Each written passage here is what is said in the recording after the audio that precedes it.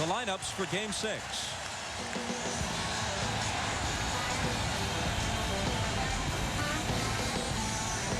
If Rick Smits can make shots, it not only puts points on the board for the Pacers, but it draws Shaq out of the middle and opens things up for the rest of his teammates. Mark Jackson's assist-to-turnover ratio has been much better than his backup at point guard, Travis Best. Larry Bird is in there somewhere, we think. He's the head coach of the Pacers, but you know that, don't you? Glenn Rice has shot only 40% in the playoffs, but he's better than 50% on threes in this series. Kobe Bryant says the sprained ankle leaves him less than 100%, but it's no longer a major problem. Phil Jackson bidding for head coaching championship ring #7. Only Red Auerbach with 9 has more in the history of the NBA. Here's Ahmad Rashad. All right, thanks, Bob. Kobe Bryant, one of the most confident athletes I've ever been around, and I asked him after a not-so-brilliant Game 5 about doubts. And Kobe told me that it's human nature to have doubts. It's how you respond to them that matters. Do you let the doubts linger, or are you honest with yourself and face the facts that you do have doubts, and now that you have them, what are you going to do about them? Are you going to just let them sit there, or are you going to attack them, face the problem, and challenge them? Well, tonight, the Pacers are the problem, and that will be Kobe's challenge. Let's go down to Jim Drake.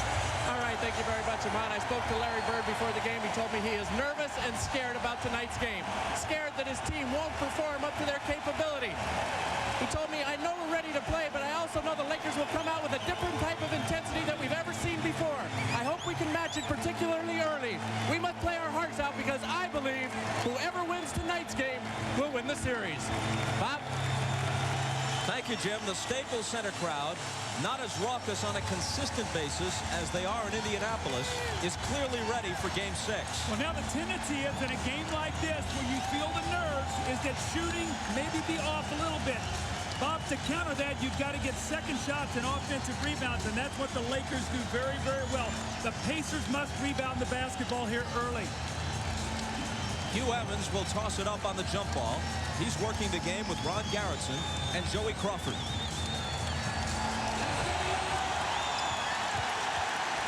Laker ball to start Game 6. And I expect Kobe Bryant to try to get to the free throw line early. Bobby's taken 47 shots in the last 2 games and has not shot a free throw. In fact, he hasn't taken one since Game 1. Dale Davis on Shaq. Jackson to help. The jumper is off, but AC Green follows it in. Offensive rebounds. It's exactly what happens. You've got to block out, especially if you double-team Shaq, and you don't want to give AC Green easy scores.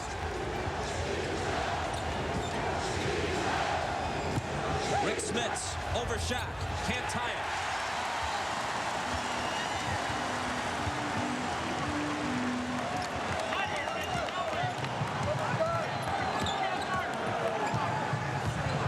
On the drive, floating one-hander, misses from here to Van Nuys.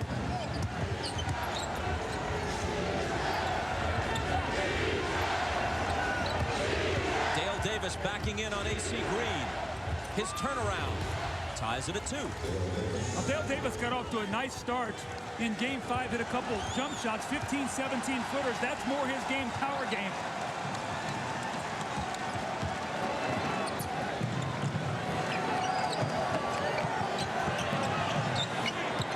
Glenn Rice on Jalen Rose. Gives it up to Green. Only 5 seconds to shoot. Here's O'Neal with 3 seconds. It'll still be Laker ball. AC Green was there again on the offensive glass. You know, I talked to the Pacers yesterday, especially Reggie Miller, and he said the guards have to rebound. When they're double teaming, that leaves AC Green going right to the baskets, Bob. Somebody's got to pick him up because his man is in the double team.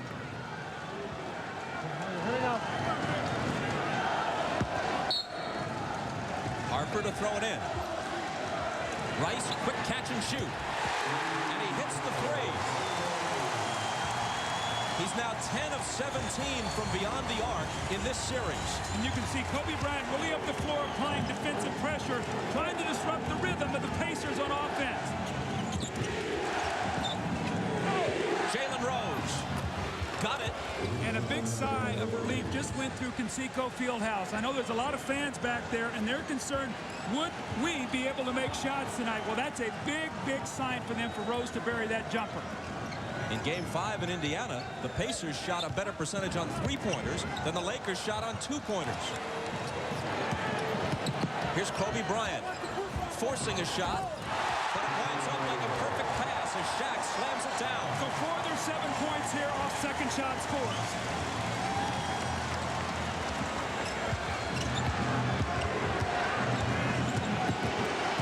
Mark Jackson. And the game's first whistle. Kobe Bryant has that who-me look, but it is, in fact, his first.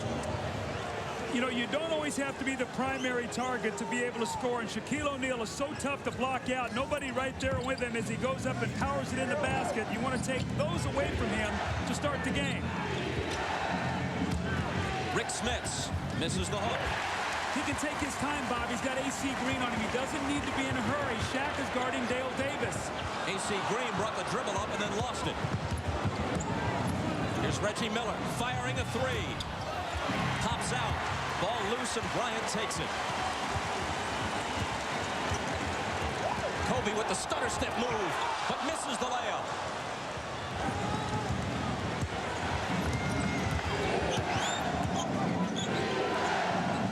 Now it's Shaq on Smits.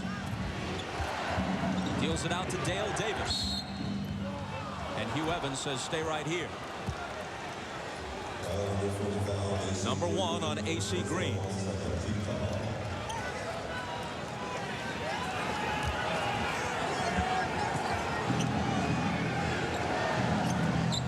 Reggie into the lane with the floater. Nice execution. He curled off of the screen set by Shaquille O'Neal's man, and Shaq does not step up. He's got to step up there, force Reggie to be a passer.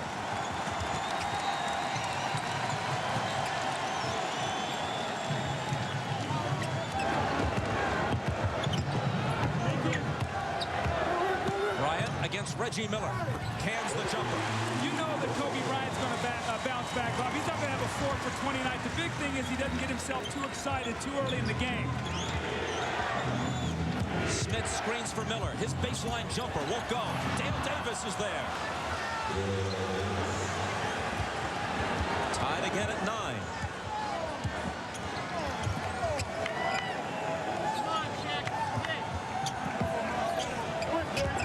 AC Green on the drive. Can't finish it.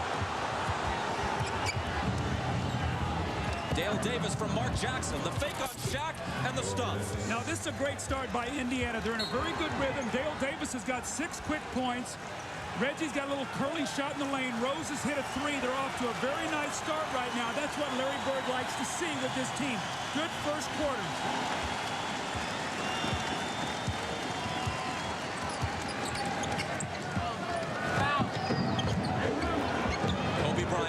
Backing in on Miller. His turnaround won't go. Shaq has it. His jumper. Kobe trying to keep it alive. Still Laker ball. Now this is what has to frustrate Larry Bird. Bob, again, what happens, though, is the reason Bird does not like to trap defensively is because it opens up the offensive boards. They're not a good rebounding team anyway. So when they trap, they lose sight of people. You got to have all 5 guys back on the boards. I'm sure they'll talk about it. Now watch Reggie curl in the lane. Shaq cannot get there soon enough. The little floater, nobody does it better than Reggie Miller. And then the fast break, you see Dale Davis there, the up fake on Shaq, and the powerful finish. Davis off to a great start with 6 points. Pacers right where they want to be right now. They lead by 2 with 7:08 to go here in this first period.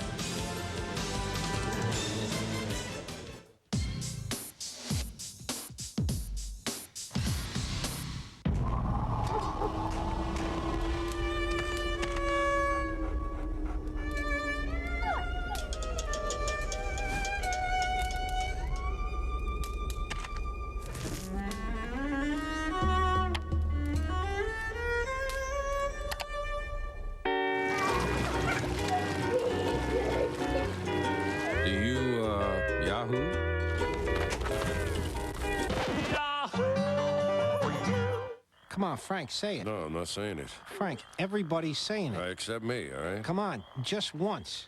Okay. What's up? Oh, that was horrible. Oh, leave me alone. Oh, man, you stink. That's what's up.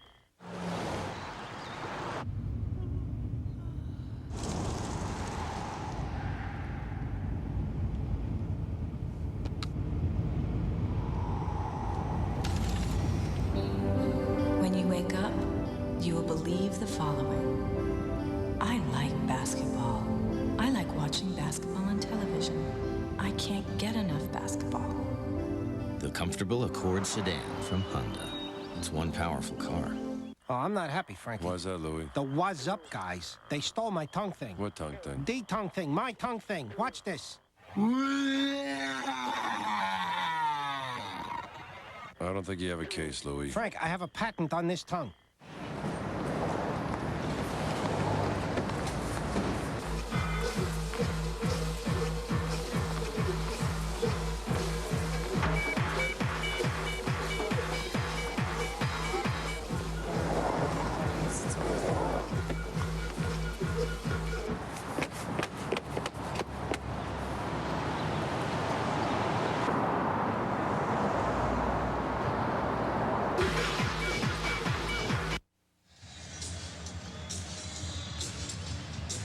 Still early evening in Los Angeles. Now let's take a look at what's going on in Indianapolis. This is at Conseco Fieldhouse. Looks like they filled it to watch it on the big screen and root the Pacers on. What a great building that is. That's the first time I'd ever been there, and you know, growing up in the Midwest, you know what basketball is about there, but those fans were so supportive, and they really carried the Pacers through that Game 5. They shot the ball so well, and you can really credit the fans. After the timeout, the Lakers inbound.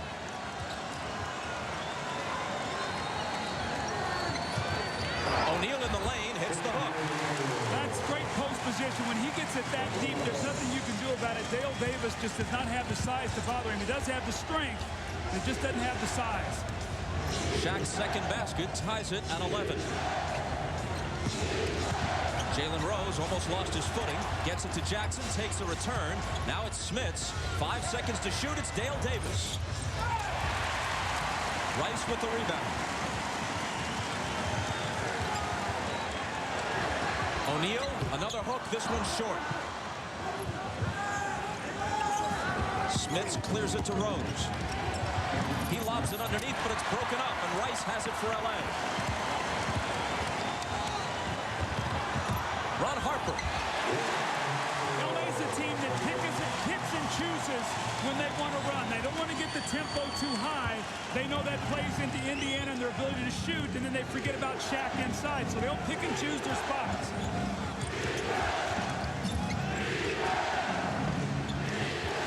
Smits.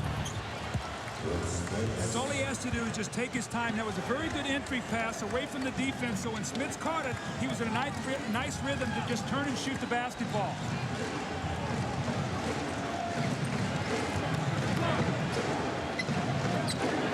Glenn Rice. Would have been a 2. Knocked out of bounds, and again, the Lakers retain possession.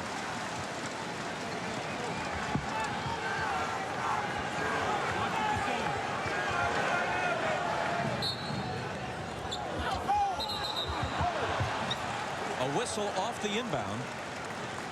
That's a 2-shot foul, Bob. The reason is because the ball was not inbounded yet. So when Glenn Rice made his cut and Rose grabs him right here, he's going to cut to the basket. Rose is on the wrong side.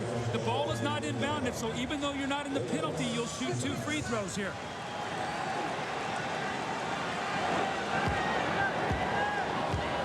Here is Rice. A lot of questions surrounding him. Even if he wins his first NBA title ring, and this is 11th year in the league, he might not wear purple and gold next season.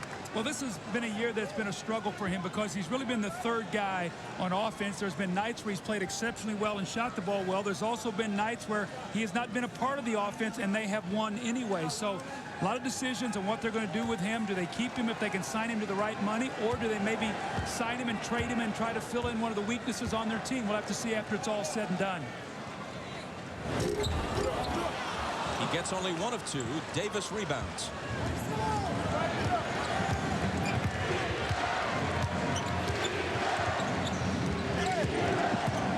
Mark Jackson to Smits. Now he takes a return. Smits in the paint with the jumper. Rice lost it to Davis, who puts it down emphatically. Who is very active on those boards. See, Shaq came over that time just to help just enough to where it freed Dale Davis up to go to the offensive boards. Now, Bob, we've scored, 29 points in the game, and half of them have been scored on second chance points. 10 by the Lakers, 4 by Indiana. It's exactly what we talked about. Tight shooting, extra shots, give you second chance points. O'Neal got it deep, but couldn't finish it. Jalen Rose driving on Bryant. Switch to the right hand.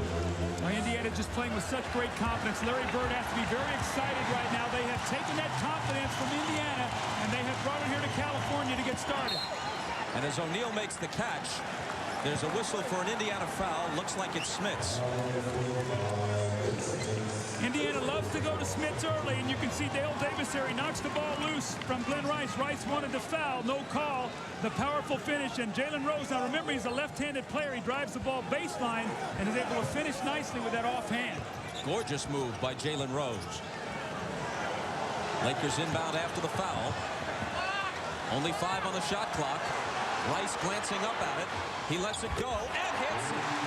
When that clock is winding down, Jalen Rose has got to make him dribble the basketball. He's a catch-and-shoot player. You got to make him put it on the floor.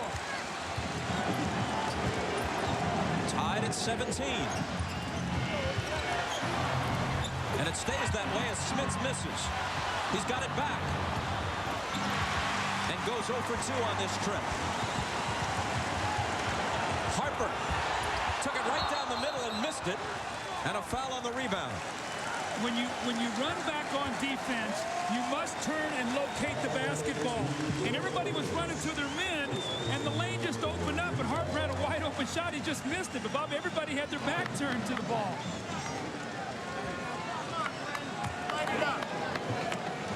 Dale Davis committed the foul on the rebound, his first.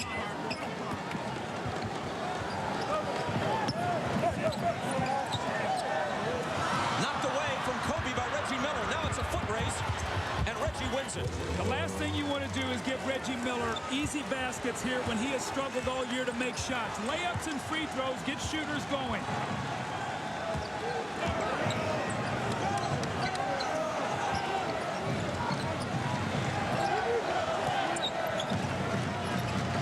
Harper behind O'Neal's screen, way off with it. Pacers with the lead and the ball.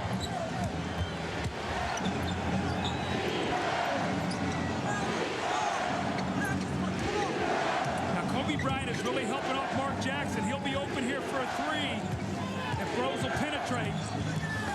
Rose backing in, bumps off Harper, but it's the offensive foul on Jalen Rose. The old Wiley veteran, Ron Harper, takes the foul. Now, according to this, going to be Jalen Rose's second foul. So he's trying to back him down, trying to get the contact. He's going to bump. He's going to bump one last time. That's too much. He dislodges. Big foul there. That's number 2. He's going to have to sit down.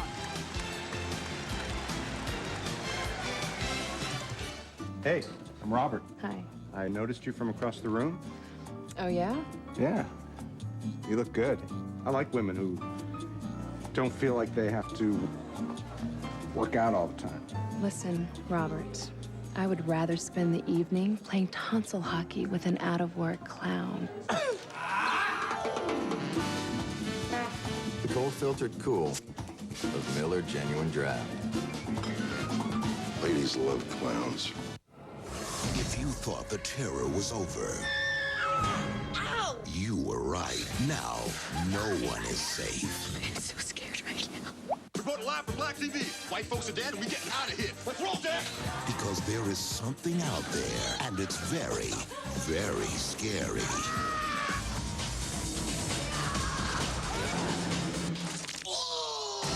Scary movie. I see dead people. Rated R. In theaters July 7th. Mom said to share these. And you can't count, so I'll divide them up, okay? 1 for you, and 1 for me. 2 for you, and 2 for me. 3 for you, and 3 for me. 4 for you and 4 for me.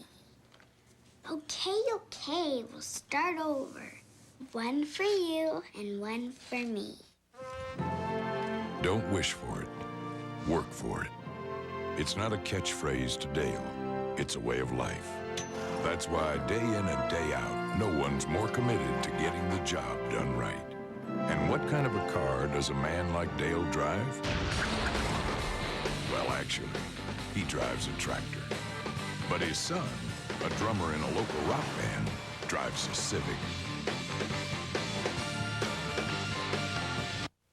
Sunday, Lisa Leslie and the LA Sparks face the Eastern Conference champion New York Liberty in a coast-to-coast showdown. The WNBA on NBC, Sunday at 4 Eastern. Martina Hingis. She hopes to collect her 6th Grand Slam title and return to win at center court for the first time since '97. The championships, Wimbledon on NBC.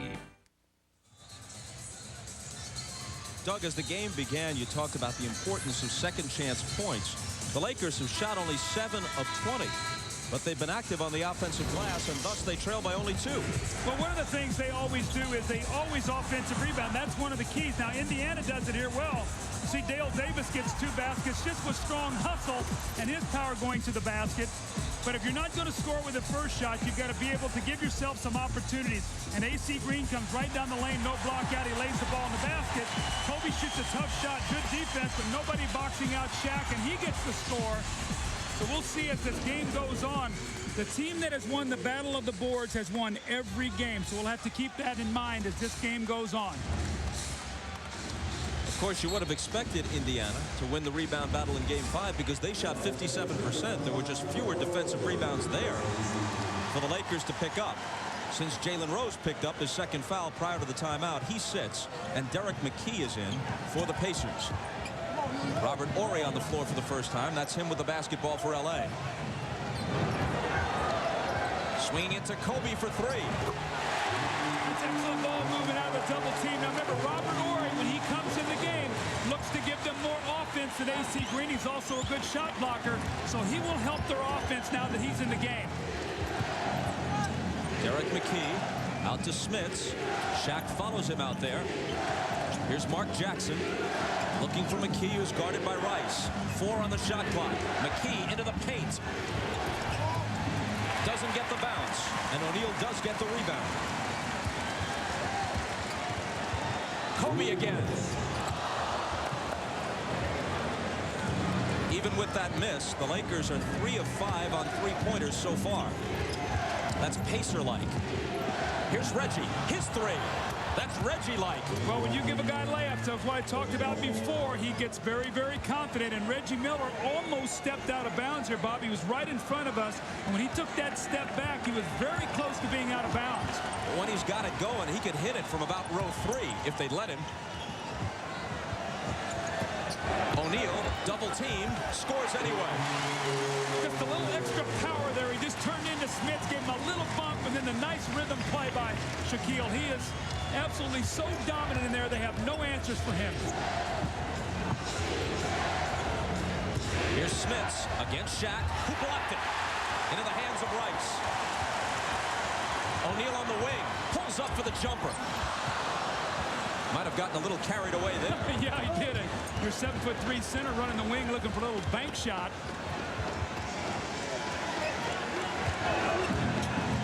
Dale Davis backing in on Rice, and a whistle.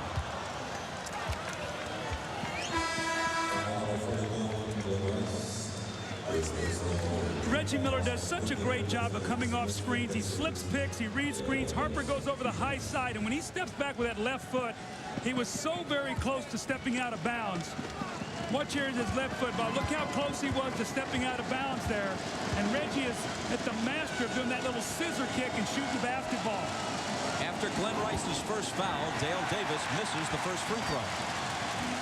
You can log on to MSNBCSports.com and click on Showtime Online for in-depth coverage of the NBA Finals. Check out video analysis from Steve Jones and Bill Walton, plus an interactive display. MSNBCSports.com, the official website of NBC Sports. Smits out, Perkins in for the Pacers. Inside a minute to play in the first.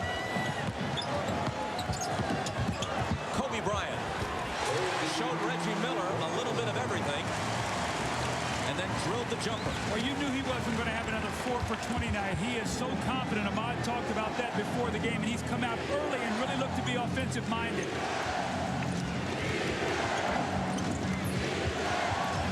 Sam Perkins. Shaq again comes out on him. Jackson a long three.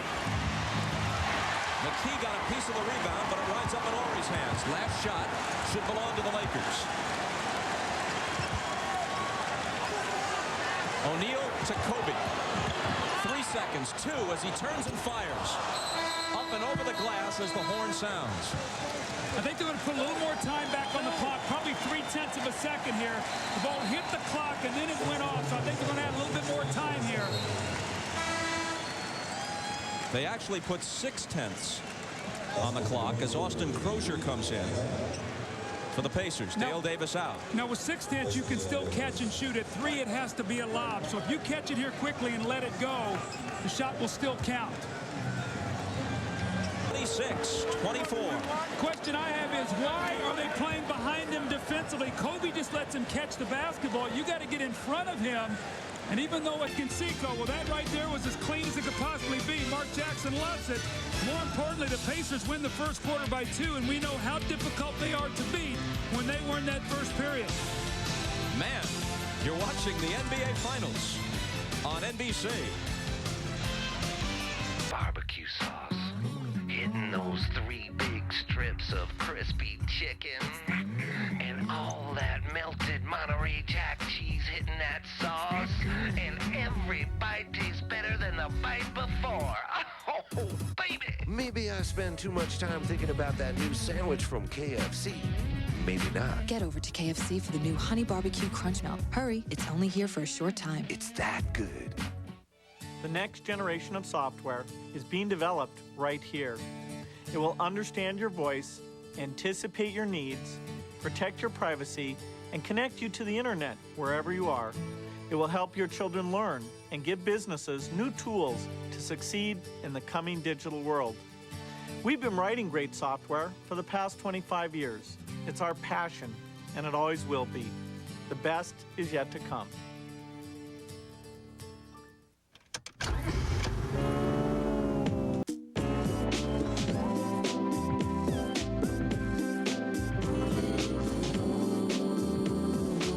The 3.2 TL from Acura. Mark Jackson is an ordained minister. At the end of the first quarter, he threw up a prayer, and it was answered. You see, nobody's guarding the basketball, and they just sort of quit on the play, and Kobe allows him to catch it. And as I said before, you can catch and shoot with 0.6. You have to make the guy work to get that shot off. Mark Jackson very happy as he goes in, but we wondered what kind of shooting Indiana would come out with. They're 11 for 22, 50%. The Lakers shooting only 39%. More importantly, Kobe and Shaq are a combined 6 of 17. So a good start here for the Pacers, and the Lakers right now not shooting the basketball well at all. If Indiana can clamp down on some of the Lakers' second chance points, they have a heck of a chance to win this game. Reggie off the screen for the pop. He thought he was fouled, doesn't get the call. Crozier tipped it to the side, and it went off Shaq's hands. Now we have seen Austin Crozier come in and immediately be aggressive anytime he's come into the game throughout the whole series. They've run isolation plays for him, and Robert Horry has struggled to guard him. Let's see if they go to Crozier here early to get him established in this game here tonight, Bob. Here we go.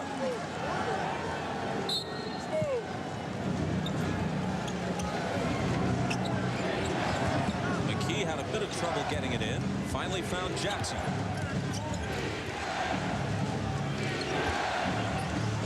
Reggie trying to shake Brian Shaw and hits the running one-hander. He loves those little floaters. We saw one in the first half where he got in the lane, the little painted area in the curl. That time, the little running one-footer. Lakers got to establish Shaq inside, and somebody's going to have to start hitting some jump shots for them.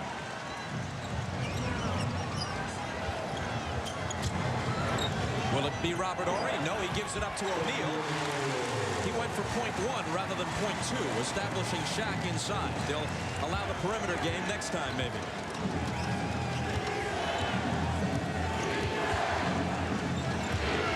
Reggie on the move again. drew the whistle and almost had a three-point play. It rimmed out.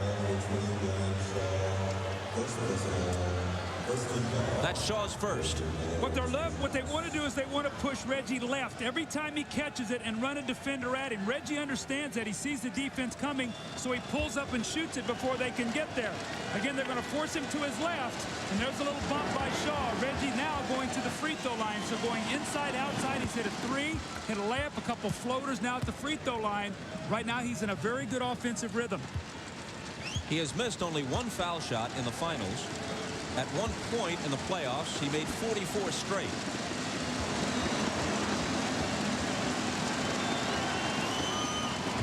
Indiana by 4. Now, we saw Tiger Woods yesterday hitting that golf ball and the sound that comes off that club. Well, you know what? Reggie's got that same sound as a shooter. That ball hits that net, that swish. That's music to a shooter's ears. Morey against Crozier. In the paint for Shaq. Jump hook short. Rebound Perkins.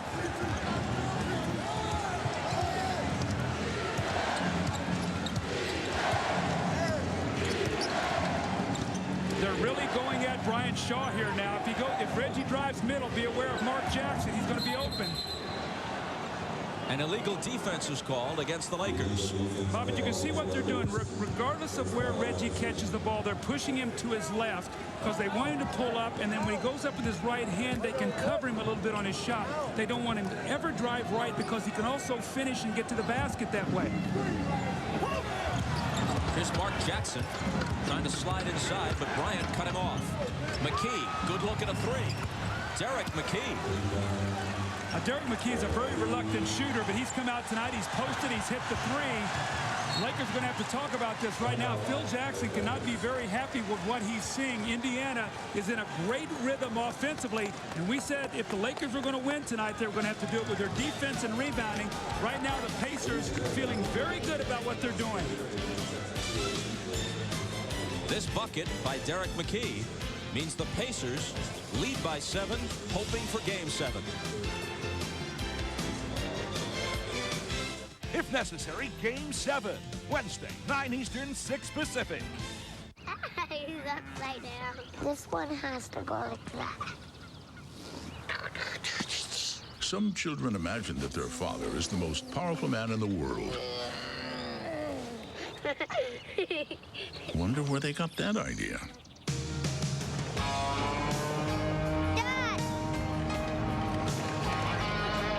The 300-horsepower Silverado.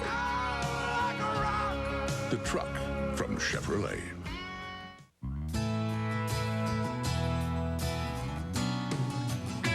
Where do some of America's most successful people get their start? Did somebody say McDonald's? There it is. Let's go. On the left. Want to get the coolest stuff in the world? Go to Miller's Get the Goods online auction. Find tons of cool stuff. Plus a chance to help a charity. Details at MillerGetTheGoods.com and wherever you buy Miller Lite. Don't wait up. Now, if I take this job, I want 100 grand, I want medical, I want dental, I want a signing bonus, Christmas bonus, courtside tickets, and braces for my baby girl. Oh yeah, and a house. Just like that one. Play your hand at hotjobs.com, the hottest hand on the web.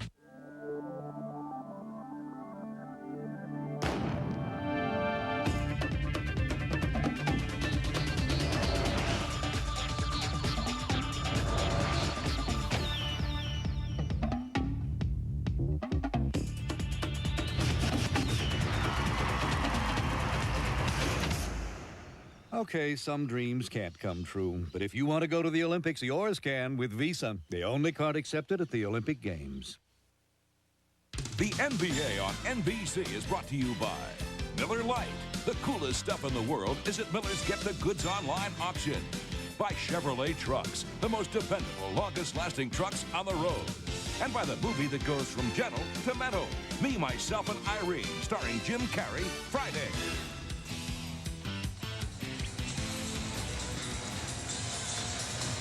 Reggie Miller finally reaches the NBA's championship round in this, his 13th season, but he doesn't think that number is necessarily unlucky. We know we're the underdogs in this series.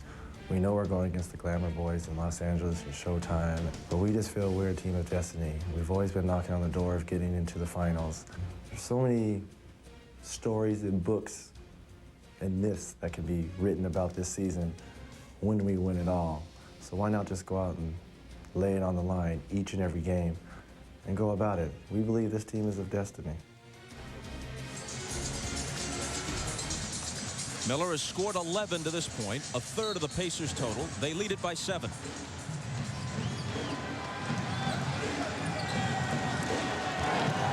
Kobe Bryant on the bench. Rick Fox has come in now for the Lakers. Still LA ball. Normally Travis Best starts the second quarter. He didn't practice yesterday. That shoulder still bothering him. And the Pacers' backup point guard remains a spectator to this point. I think that's a good move, though. You've got it going right now with Mark Jackson. Stay with what's working. O'Neal hits the hook. He's got 10. He's got such a soft shooting touch. He's got that shot mastered. When he gets in the lane, that little floating hook shot.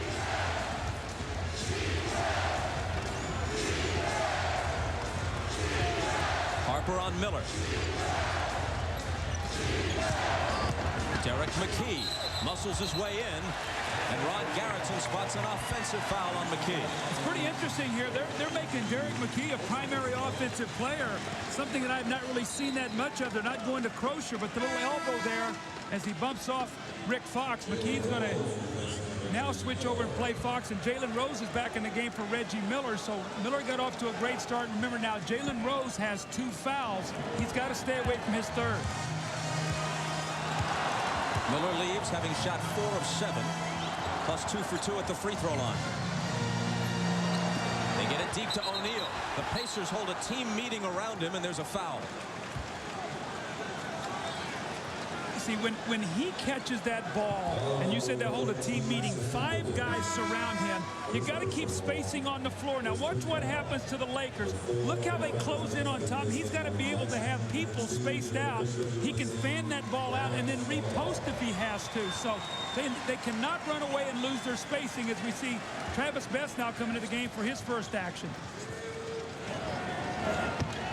The foul is on Perkins, his first. Nice look by O'Neal to Fox. Rick couldn't hit it, but he was hit and had come to the line. That one's on McKee, his second, and here's Jim Gray. Thanks, Bobby. We're talking about the condition of Travis Best. I spoke to him before the game. His left shoulder is still very, very sore. He says it's feeling a little bit better from the other night. The biggest problem he has is he can't extend it fully, so that's going to cause him quite a great difficulty if he tries to shoot the ball. He's hoping that it'll warm up as the course of the game goes on, but he's having trouble with extension. Bob? All right, Jim. Rick Fox at the line. Mark Jackson sitting out now as Travis Best has made his first appearance a bit later than he usually does. Well, that's been a great matchup between he and Derek Fisher. Fisher really gets up the floor and pressures him. And one of the things we've talked about in the series that Travis Best sometimes over dribbles. Let's see if they get into their offense quickly enough. McKee out to Perkins. Here's Travis Best penetrating. The floater off the glass, no good. Crozier to follow, and he was fouled. That's what Best does, though. He's their best penetrator getting inside. He gets quickness, and what happens, it's a subtle little thing, but Shaquille O'Neal comes over to block the shot, and when he does, what's the weak side board? As Shaq comes over, nobody blocks out. Actually, 2 guys inside. Finally, Austin Crozier wrestles it loose and gets to the free throw line, but that's what happens when you try to block shots, and the rest of your team doesn't slide down and rebound. It was Shaq who committed the foul, his first. Tomorrow on the NBC Nightly News, the amazing story of a family who struggled to survive the wildfires in Colorado and the extraordinary efforts of one woman who saved them. Tomorrow on NBC Nightly News with Tom Brokaw. Indiana by 5.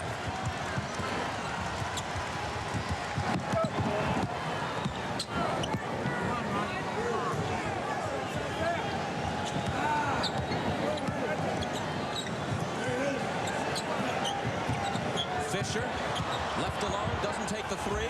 Tries to shoot one on the run. Partially blocked and grabbed by Crozier. They ran away from a good shot and made it tough. Crozier, he wants it. He's got it. He makes 2 free throws, so what happens? You feel very comfortable. You come down and you shoot the 3. Right now, the Pacers playing with tremendous confidence. O'Neal. How quiet you. They're going to call a technical foul on Shaquille O'Neal after the play. He really slammed that ball down hard, and then afterwards he gave Crozier a shove in the back. So watch what happens here now as Shaq goes up strong. Just watch the rest of the play as he gives him a little bump right there. Now, Shaquille O'Neal takes a lot of punishment. And I'm surprised that you don't see more of this. He gives him a little shot in the back. Crozier reacts, and Jalen Rose will shoot the technical free throw. And make it 39-32 Indiana. The basket, though, by Shaq was just another example of pure power. Well, its ability to catch that ball and extend and finish.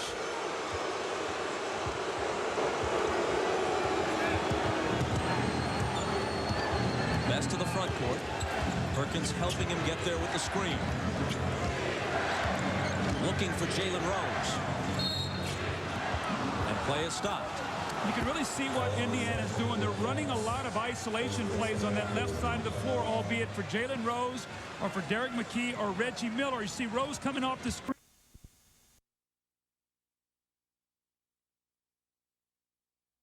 And Rose gets the easy one. Robert Ory misses from the foul line. Best hurries to the front court, and Ory bumped him along the way. That's number 1 on Robert Ory. Doug, you talked about the Lakers' defense before the game began. The Pacers are on a pace to exceed 100 points again and do so easily. The three-pointer by Sam Perkins, who has at most 2 games left in his NBA career, has Reggie Miller up and applauding.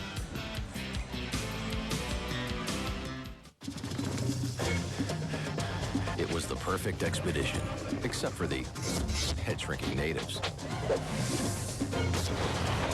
Hey.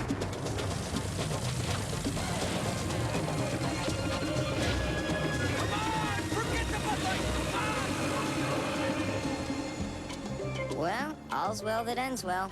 You said it, yeah. For the great taste that won't fill you up and never let you down. Make it a Bud Light.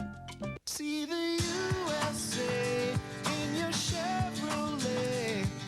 America, the greatest land of all. Introducing Chevy Impala. Designed, engineered, and built to be the most carefree car on the road. See the Let's go for a drive. Impala. We'll be there.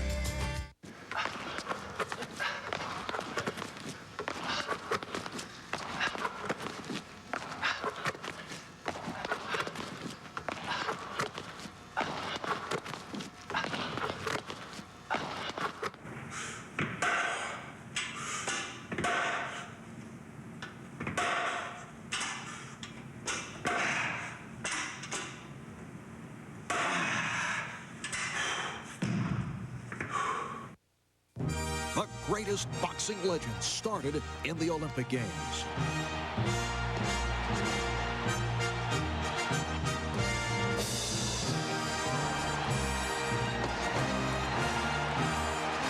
Follow Olympic boxing exclusively on CNBC. A lot of visiting teams say that Staples Center, which is a new building, first year for it, is a very difficult place to shoot. It's kind of cavernous compared to other buildings around the league, and the shooting background can be tricky. That certainly was true of the Pacers the first 2 games of this series and when they played here during the regular season. But now, as you see, Crozier hit 1 and then Jalen Rose, they're 6 of 9 on threes in this game, and they're shooting 53% overall. And here's Sam Perkins. Ahmad Rashad told us during the commercial that he watched Sam shoot threes in warm-ups, and he made 19 of 21. See, the very difficult chance here for the Lakers defensively, Bob, is this.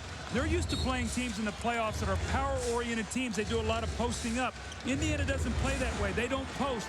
They space you, they penetrate, and they shoot threes. And the Lakers are struggling right now adjusting to that. Kobe Bryant back in. Look at Perkins open for three. It's almost automatic. But again, they go to that high screen roll with Best and Shaquille O'Neal defensively. And when he helps on Best, Sam Perkins just rolls out and shoots the jump shot. Indiana by 12. O'Neal cuts into it a bit. He scored 14.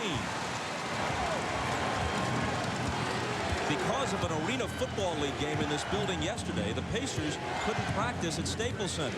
They had to go out to the Lakers training center in El Segundo. Larry Bird was upset about that because he wanted additional practice against this shooting background.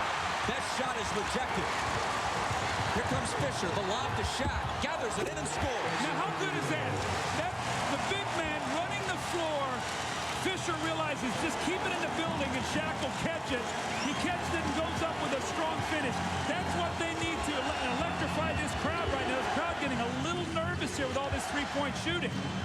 And now Perkins' pass, intended for Crozier, winds up out of bounds. Now if you're Larry Bird, you've got to use your timeouts very wisely. It's a great player sometimes. You think you can play through it. Sometimes your team needs a timeout. Rick Fox on the move. A little behind the back flip to O'Neal, who can't finish it. Fox had it knocked away, and there's a foul.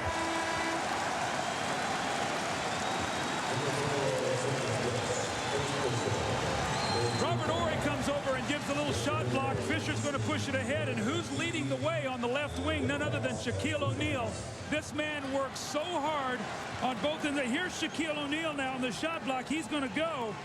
This man works so hard. Look at him run the wing. Sam Perkins is back, but there is no answer for that kind of finish from Shaquille O'Neal. Foul was on Travis Best. The shooter is Rick Fox, who passed up a much larger offer from the Cleveland Cavaliers to come play for the Lakers, to pursue a title and to pursue an acting career in L.A. He once dated Tyra Banks. He's now married to Vanessa Williams. So obviously the NBA is not the only major league in which he's played. All right, now, Bob, as we get into the strategy, Dale Davis is in the game. Shaquille O'Neal does not have to guard him, so watch him floating around. Any penetration, he'll be back there for shot blocking.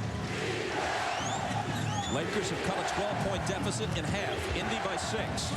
Rose had it knocked away, recovers it. 4 seconds to shoot. Crozier will. The rebound to Kobe Bryant, and here come the Lakers. His pass intended for Horry. Out of bounds. There was contact but no foul, and on the turnover, the Pacers get it. Kobe Bryant thought he saw a man open, but at the last moment, Austin Crozier steps in. Actually, it could have been a foul on Robert Horry there. The ball goes loose, and the Pacers will have it.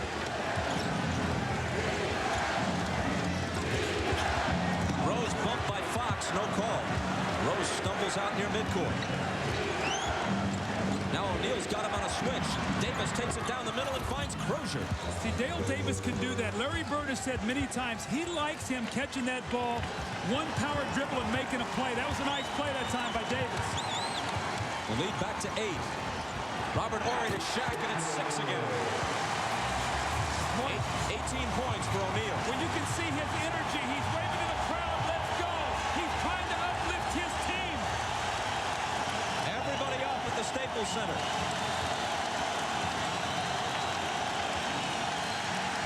Knocked away from Crozier. Still Indiana ball from in front of their own bench. Indiana must maintain their poise. The crowd is in it. Shaquille O'Neal is playing well. They've got to maintain their poise and execute. Jalen Rose for 3. Can't quiet the crowd. Horry takes it ahead for Fox. Rose broke it up. And it went off Fox's fingertips. Indiana ball. And the Laker coaching staff not happy with that play. I saw Phil Jackson, Tex Winter, Jimmy Clemens looking at Robert Horry, said, we don't need that pass. We're trying to get back in the game here.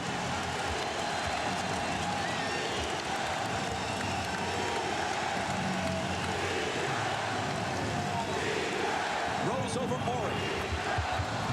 He's such a tough cover because he can shoot the ball. He's got a quick step. He can get inside. He can shoot free throws, playing magnificent basketball. Kobe Bryant on the drive into traffic. There was a whistle, but it's simply Laker ball from under the bucket. There's Robert Horry, the one-hand baseball pass that goes out of bounds that Phil Jackson and his staff are not happy with. And what it leads to is 2 points off the turnover as Jalen Rose steps back and buries that jump shot. Meanwhile, officials Joe Crawford and Hugh Evans conferred. There was a thought there might have been a foul there, but it's just Laker ball out of bounds. Shaq misses on the bank, and Miller rebounds. Gonna go back to Jalen Rose once again. The jumper over Fox, way off. Fox bothered the shot. Good defense for him.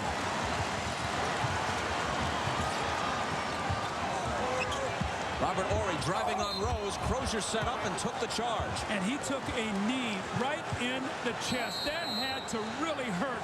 Bob, I watched there as Horry went up. He got that knee out just to protect himself. And when he did, right in the ribs and chest of Austin Crozier. This really hurts. Now watch Horry here, not on purpose, but watch him stick that knee out right there, right in the chest.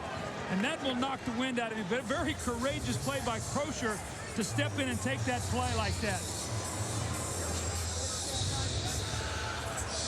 Timeout with 3:08 to play in the first half. Indiana by 8. From the Farrelly brothers, the directors of There's Something About Mary. Do you people take checks? You mean a black man? No. Comes their most outrageous comedy yet. Those are illegal. Oh, God! Ladies and gentlemen, Metro Airways 56. Trans-Europe Express.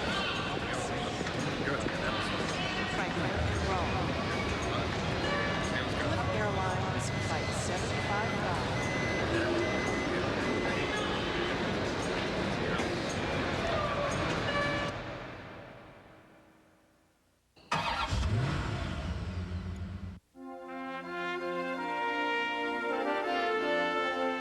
The family has always put in the forefront to protect the quality and the standards set by Adolphus Bush. The deep sense of pride that my grandfather taught me, that my father continues to teach me. I think he would be very happy that the generations of his family have practiced what he taught us. Hi, everybody. Hannah Storm coming up on Net Zero at the Half. We'll bring you more of Bob Costas' conversation with Phil Jackson, a coach who has mastered the art of motivating great talent like Jordan, Pippen, O'Neal, and Bryant. The biggest thing about it when you do have talent is that you don't screw it up. You don't want to get too much control. Try not to take too much of the blame or the claim for the success. And try to make it the best possible situation for the players that you have so that they can get themselves to this position. Phil Jackson pursuing his 7th NBA title coming up at halftime. Let's go back to courtside and rejoin Bob, Doug, Ahmad, and Jim. Phil Jackson, as some may not know, won an NBA title ring as a player with Red Holzman's New York Knicks. And he still points to Holzman as his primary coaching influence. Well, Phil is a tremendous coach. There's absolutely no question about that. And what he's been able to do is take superstars and blend them together to win championships. A lot of people point to he's had a lot of talent. Well, there's no question about that. But he's also won the championships, and that you cannot take away from him. He's done a magnificent job.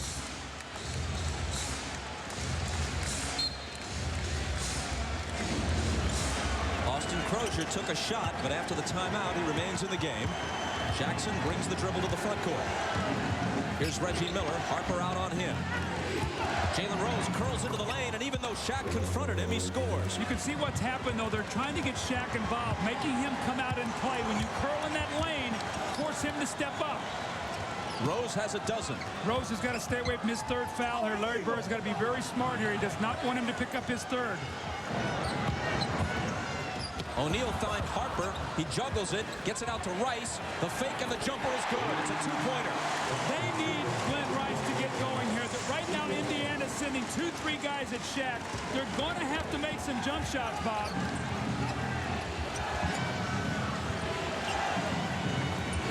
Here's Reggie. A little daylight, but he can't hit it. Lakers down by 8. Kobe Bryant with the double pump. He was fouled, and he'll come to the line for the first time since the first game of this series.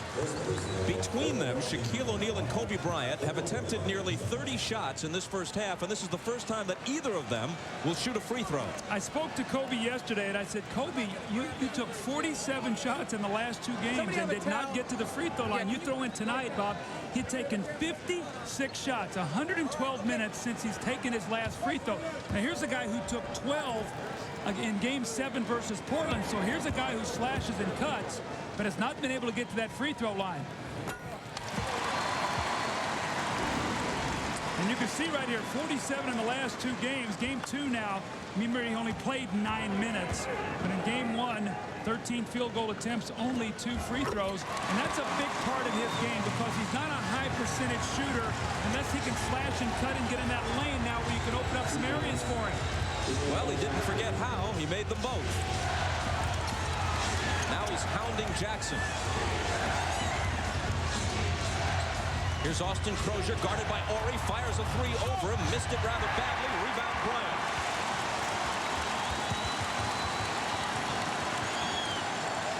Lakers looking for a big finish here at the half. They've been outplayed, but a couple baskets and they're right in the game where they want to be. Bryant backing in on Reggie Miller. Slings it out to Harper. Wide open 3. Rims out. And into the arms of Crozier. Now here's where Mark Jackson has to use some poise. They got to go to either Jalen Rose or Reggie Miller. Those are their 2 guys. It'll be Miller on the move. Outside to Crozier. Corner 3. Got it. This guy is playing unbelievably great basketball. Great confidence, his energy level, what he brings them off the bench. Can shoot the ball, gets to the free throw line. What a bright future. 10 points in the first half for Crozier, who's averaging better than 15 a game in this series. O'Neal inside, whistle before the shot. When you force a guy to the outside of the floor and he gets to the basket, Shaq has to come over to help, as does Horry. Now, Horry's guarding Crozier. He's got to stay at home. Let Shaq be the guy who blocks shots. Now, Jalen Rose going out of the game here, a very smart substitution as we see Crozier here pointing to Reggie Miller. Sometimes you can create shots for people just by getting in the lane, and that's what Reggie did. But Jalen Rose has sat down, a very good substitution. With 57 seconds to go, you do not want him to pick up that 3rd foul. Shaq misses the first. He's shooting around 40% at the free throw line for this series. The foul was on Dale Davis, his 2nd. As Shaq continues to struggle at the line, the Pacers continue to shoot lights out on 3-pointers. They're above 50% again after Crozier made that last one. They're 8 for 15. 1 of 2 for O'Neal. Now Sam Perkins has come in. They'll run a quick play for him to shoot a 3 and a 2 for 1. Shaq's got to stay with him now. Kobe Bryant took it away from Mark Jackson. Now Jackson's alone with him, and Kobe can't score. Ball knocked away, and O'Neal makes sure. Kobe's very upset. He feels like he's getting hit as he goes to the basket and cannot get to the free throw line. Big turnover there for Indiana.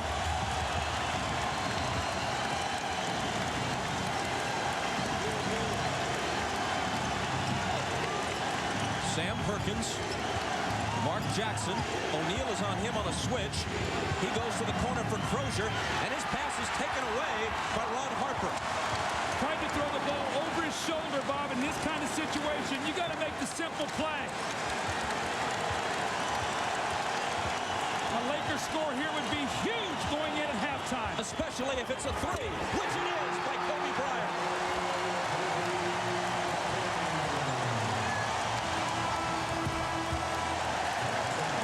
And even though the Pacers did next to everything right in the first half, with a late spurt, the Lakers trail by only 3. 2 costly turnovers at the end. You got a nice lead, and Mark Jackson coughs the ball up. Now Kobe is going right to the basket. He seeks the foul. He doesn't get it.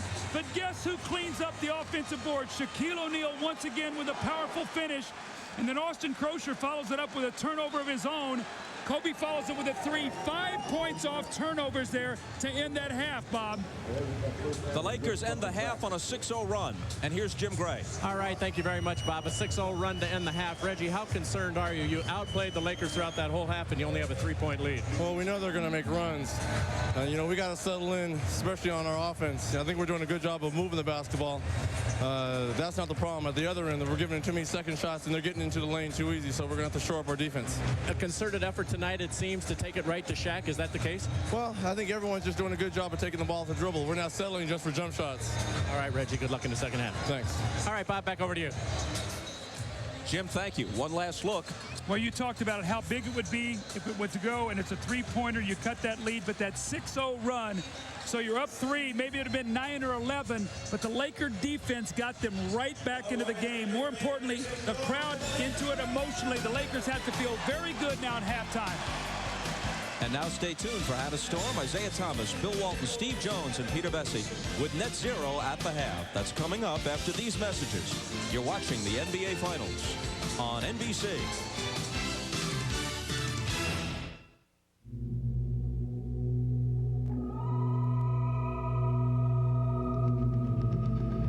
NBC is brought to you by cold refreshing Zima. Zima, a few degrees cooler. By Nissan. Driven. And by Adidas. Long live sport.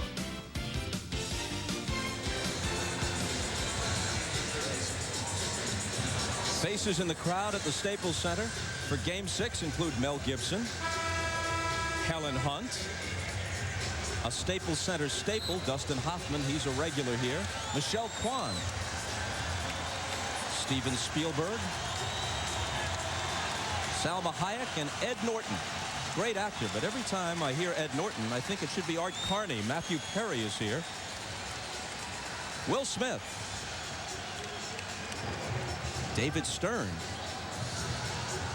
Whoopi Goldberg. And of course, the honor of appearing last goes to Jack Nicholson. At an NBA game, I guess David Stern gets to rub shoulders and be in the same celebrity package as Will Smith and Jack Nicholson and Salma Hayek. Well, those celebrities like to see a little Laker defense right now. The defense right now for the Lakers, not what they have had during the course of the season, and the Pacers are really finding their way. Now, when you have to struggle, what do? You go into Shaquille O'Neal. Remember, Kobe had taken the first 3 shots of the third period. Phil took a timeout and said, look, let's go inside to Shaquille, and he scores. He's got 23. Reggie comes off the screen, returns to Jackson for 3. Short. And it bounces to Harper. Go back to Shaq. You've got to get the ball inside. Kobe Bryant up in the air, dumps it off to Harper for the turnaround. And the rebound belongs to Mark Jackson, looking to push it up the floor. Jalen Rose thinking about a 3. Off the dribble against Rice. Playing with him a little bit.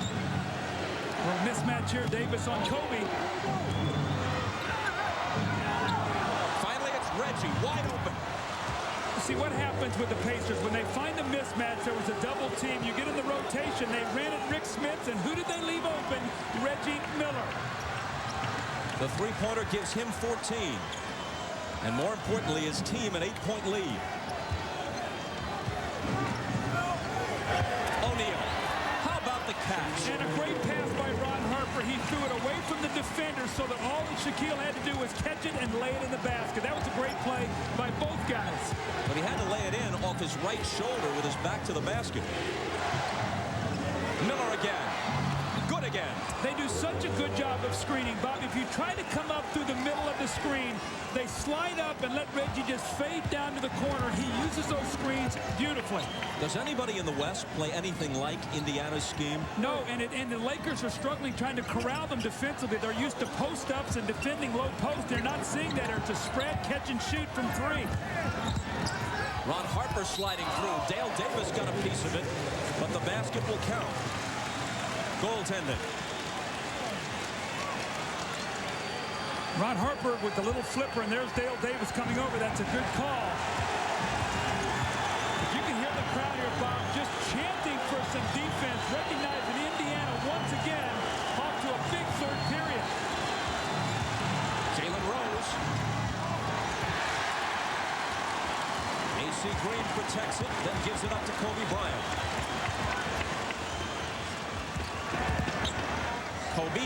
Open for three. AC Green is on the offensive glass. And O'Neal is fouled. Now that's a good foul by Rick Smith. You do not want O'Neal to lay that ball in the basket. Smith is out of foul trouble, so you want to take that foul. But Shaquille O'Neal, once he gets the ball, he loves to be able to catch in there, reverse, and shoot that ball off the backboard, the little soft shooting touch. And the next time he gets in the middle of the lane, look how Harper throws it away from the defense, and the soft catch and finish by Shaquille. So the power, and there the soft touch. You know, the Pacers have nobody in foul trouble, as we noted earlier. Depending upon how this game goes, Shaquille O'Neal could spend a lot of time at the free throw line in the fourth quarter. Well, again, when he misses, and we've seen it throughout the year, he gets very flat. He does not get much extension. More importantly, his knees stay very stiff. Let's see that if he gets some flexion in those knees and softens that shot up a little bit. Phil Jackson told me yesterday there's nothing wrong with O'Neal's dedication. He practices free throws by the hundreds for hours, but he's practicing a flawed technique. And until he grasps the idea that he's got to change the very way in which he shoots them, no amount of practice is going to make him a good free throw shooter. That's very good. And, you know, you're right. I mean, two wrongs will make a right occasionally, but Reggie Miller steps back. But on the whole, you have to have good form if you're going to be a consistent free throw shooter, and Shaq just does not have that right now. Glenn Rice, tough shot. He hit it. I think he can do more of that. He's a good low post player. He's got 11 points in the game on only 5 shots.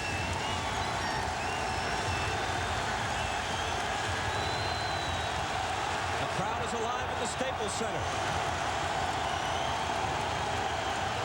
Reggie Miller with the fake. Smits with the offensive rebound. Jackson on the move. Blocked by Bryant, but a foul. And it's on Kobe, number 2. See, Mark Jackson will not beat you with quickness. He just is going to take his time. He's about 6'4", and he knows when he gets in the lane, he's a pretty good post player. The little rake across the arm by Kobe. Now the shot block up at the top was clean. They ruled that he fouled him on the way up, so Jackson will shoot 2 free throws as he's trying to stem the tide here as the Lakers are trying to work themselves back into this game. Mark Jackson, Chris Mullin's teammate on great St. John's teams for Lou Carnesecca more than a decade ago. Hits the first of 2 on Saturday at 4 Eastern. NBC begins coverage of the U.S. Olympic diving trials. Mark Ruiz, who holds 16 national diving titles and 1 gold at the Pan Am Games, takes to the springboard as America's best divers compete for 2 coveted spots on the U.S. team for the Sydney Olympics, Saturday at 4 Eastern on NBC.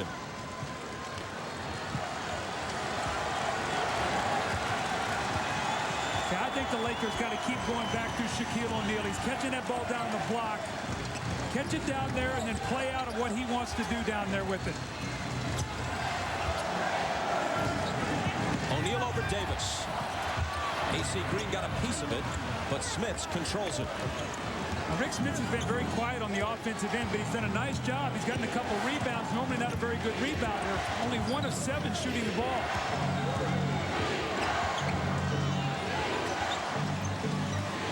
Dale Davis a bit outside his range, but he drills it.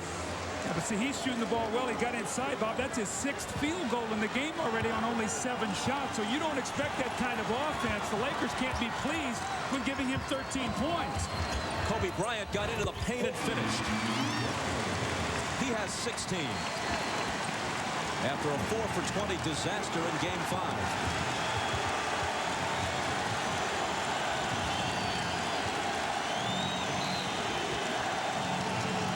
Chance of defense drowning out the whistle blown by Joe Crawford.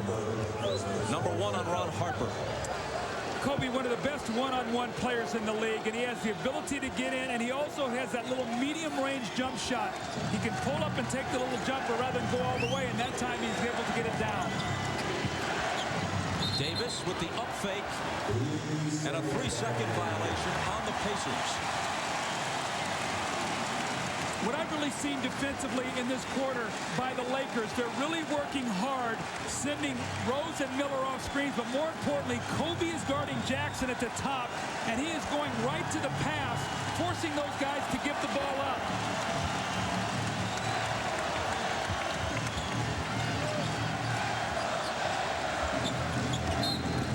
Harper was bumped by Jackson. Number 1 on Mark.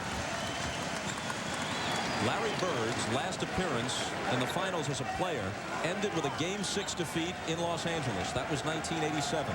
He hopes the same isn't true of his career as a coach.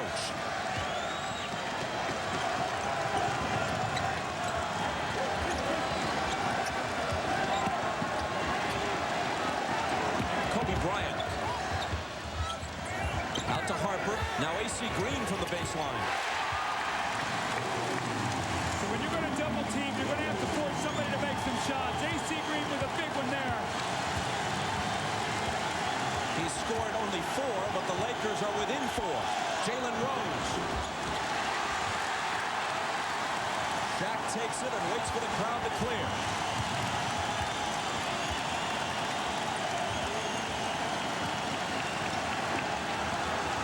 Rose all over Rice.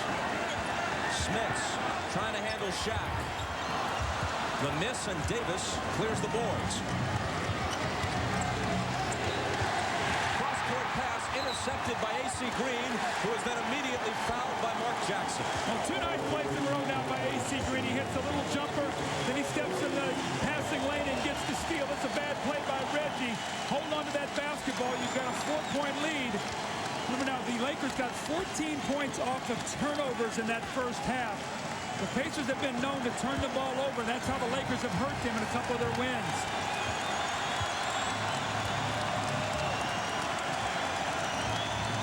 Four minutes left in the third.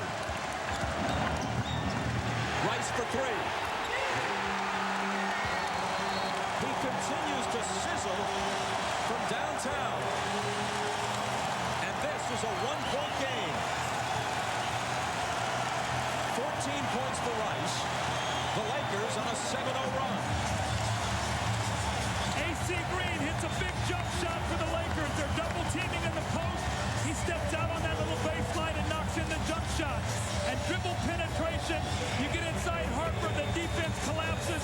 You do not want to leave Glenn Rice. He's shooting the ball exceptionally well. He's excited, he's emotional. The Lakers are within 1. Rice has tried 3 threes in this game. He's hit them all. All the time when I was growing up was that it would be my first game in the NBA. And I would have a fast break, and I can't get off the ground. Like, I can't jump. It's like my feet were buried in cement, and I would like get stuck on the rim, and I just couldn't jump. And my actual first game in the NBA, I dunked the basketball on a fast break. And I went to bed that night, and I was thinking about the anxiety dream that I had. I was very relieved. Can Sprite make you a more extreme mountain biker?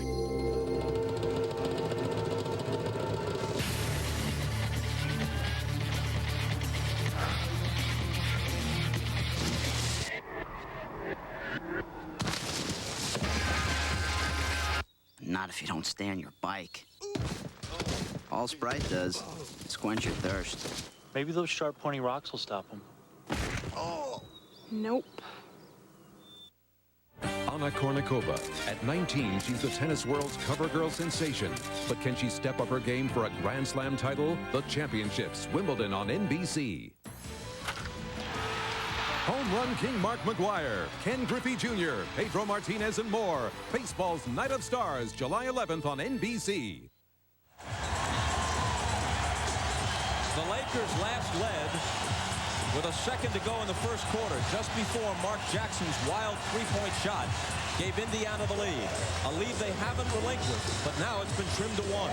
Well, you can see the Lakers' victory tonight, 55 of the 70 points. That's how they've won all season long, with those 3 guys delivering.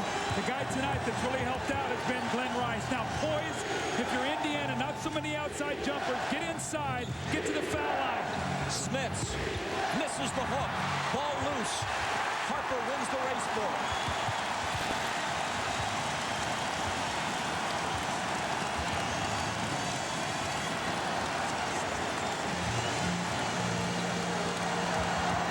Kobe Bryant for the lead, which still belongs to Indiana. So, Bob, I think that right now the Pacers are living with a lot of outside jump shots. They've got to catch and dribble penetrate. The shot will be there for them. Rose. That was from the outside, but they'll take it if it works. And again, they've done everything they can now to stem that tide. Every time the Lakers have had a chance to take the lead, they've come back with a basket. Glenn Rice on the move. He's belted and will come to the free throw line.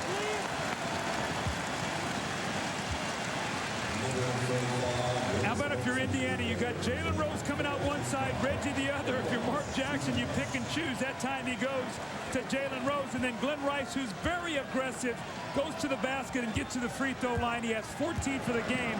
More importantly, putting the pressure on the Pacer defense. The foul was number 3 on Smits.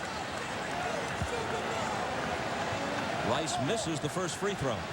He's hit 5 of 6 from the floor, including, as you see, all 3 from beyond the arc.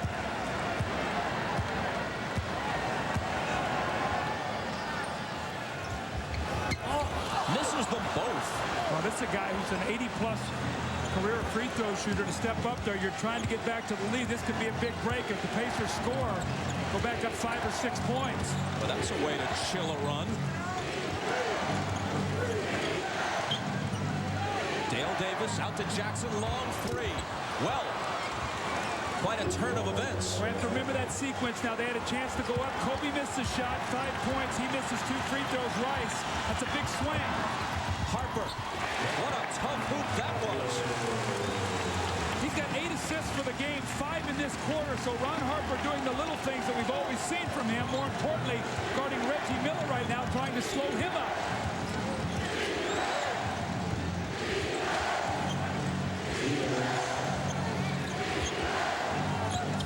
Dale Davis with a great pass to Reggie Miller, who finishes it with a twisting bank shot, and they tack on the foul. I watched that whole sequence. Reggie Miller never stopped moving off the screen. If you ever want to watch a guy work and work and work, just watch Reggie here.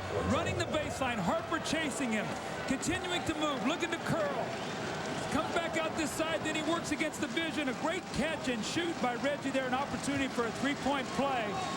And see, Larry Bird's got to love that, because Larry Bird was one of those guys who was in continual motion all the time. These are big baskets as the Pacers are trying to keep the Lakers from being able to take the lead here from them. 3-point play. LA got to within 1. Now the Pacers are back in front by 7.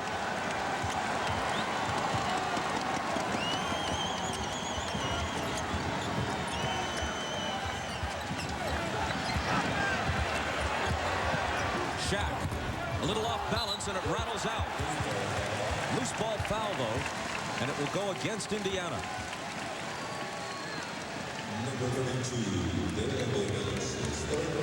That's number 3 on Dale Davis.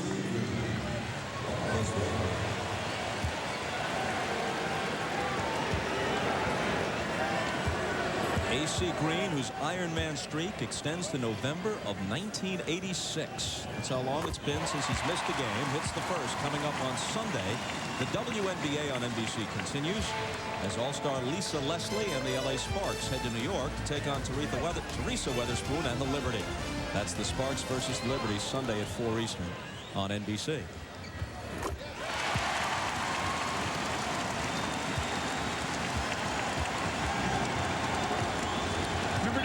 At the end of quarters, Bob, can the Lakers close this down like they did the half? Jalen Rose, and a foul as he makes his move. It's number 2 on Glenn Rice. Austin Crozier's going to come into the game now for Indiana, replacing Dale Davis, who goes out with 3 fouls. See, Larry Bird would like to keep him having 3 fouls in that 4th quarter. A lot of what you talked about, Bob, possibly Hack-a-Shack in that 4th period. And he's their most physical defender and best rebounder. Jalen Rose at the free throw line. His high school team in Detroit had 3 guys who are now in the NBA. Rose, Howard Isley, who's with the Jazz, and Vashawn Leonard of the Heat. What kind of high school team is that with 3 future NBA guys on it? They must have been a terror at Southwestern High in Detroit.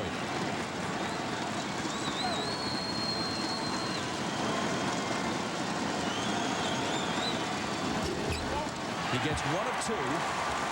And it's a 6-point difference. AC Green has gone out. Robert Horry is in for the Lakers.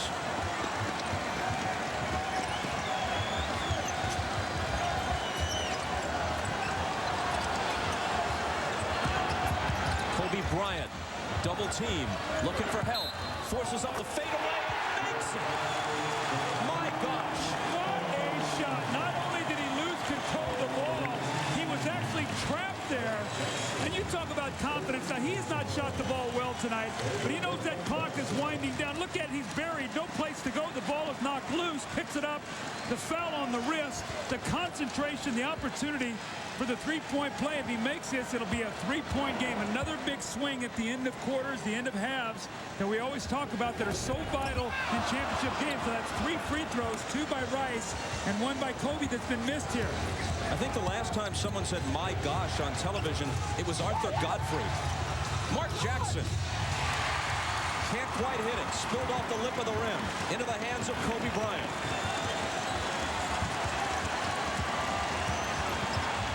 Kobe into traffic, hands it to O'Neal. Count the basket plus the foul. What the Lakers are able to do with Kobe Bryant, he is their point guard. And when you get your defense locked into their triangle, they break it, and he is allowed to go one-on-one, and he creates. This is when the Lakers are very scary. Indiana's done a nice job of defending their set plays, but Kobe's one-on-one play has really broken down their defense. The foul was on Smits, who had only 1 foul at halftime, but has picked up 3 in this quarter, and now 6.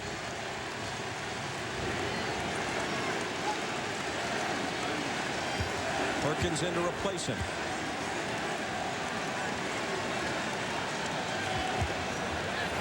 And O'Neal makes it a 1-point game again. I think it's important for Indiana to go in with a lead. They have not lost the lead. To go into that 4th period with a lead, can they find a way to get a score? Reggie Miller fouled from behind by Kobe Bryant. And that's an automatic 2 points, just about. The Laker bench very upset at Kobe because Reggie Miller is the best in the league. Now watch him here as he pump fakes. Now watch him kick himself out. He feels Kobe behind him and just sort of throws himself in there. That's what you have to do. You have to create the contact. Don't avoid it. Create it, especially when you shoot 92% from the line. And he's been better than that in these finals. After he shoots, the Lakers can get a 2-for-1. 36 seconds remaining in the quarter. And they have a set play they like to run with Kobe penetrating, and they love to spot Glenn Rice up in that corner. Remember at the end of the half in game 4 or 3, he hit a big 3, so they have to really pay attention to Rice. Reggie backed away because the net was tangled. And he wants everything just so. Nothing to upset his routine.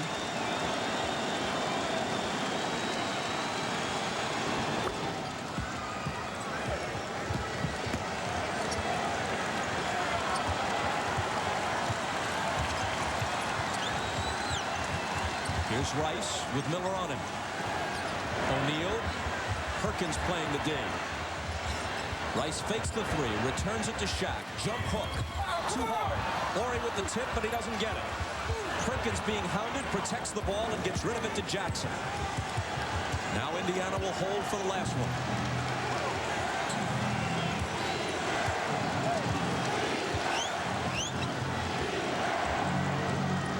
Jalen Rose with a turnaround. And he hits it with 0.4 of a second remaining. Bob, Indiana has answered every challenge that Lakers have made. A defensive play here where actually Shaquille O'Neal switches this because they do not want to give the shot to Perkins. Look at Shaquille here. He switches out. Now watch the shot. He can't throw back to Perkins. He realizes the clock is winding down. This is over Shaquille O'Neal. With Shaq's hand right in his face. Tough hoop, big hoop. Back after these messages and a word from your local station. You're watching the NBA Finals on NBC. The telecast of the National Basketball Association is intended solely for the entertainment of our audience. And any retransmission, reproduction, rebroadcast, or other dissemination or use of this telecast, or of the pictures, descriptions, or accounts of this game without the express written consent of the National Basketball Association is prohibited. The Pacers have won every quarter narrowly, but every quarter you see they lead by 84 points. We talked about the Laker defense and how they're struggling to get to the shooters of the Indiana Pacers. This was game 5. You see the distance they have. Nobody within 16 feet. Reggie squares up and he knocks the shot in. Jalen Rose hits one. Same story here tonight. You see 9 feet of distance here for Sam Perkins as he buries a 3. And then Reggie Miller, look at the space and time that he has to shoot the open 3. So this style of play, the Lakers are really struggling trying to defend against it. They space the floor, they dribble penetrate, they find open shooters. More importantly, they bury them. You see tonight, were they concerned about could they bring that shooting touch from Conseco Fieldhouse? They have done it 50% from 3, 52% for the game. They lead by 5. Can they hold on and force a game 7? The Lakers' average yield for a game during the season was about 93 points. They're on pace to give the Pacers 112 in this one after yielding 120 in game 5. Kobe Bryant. It's long and Perkins has it.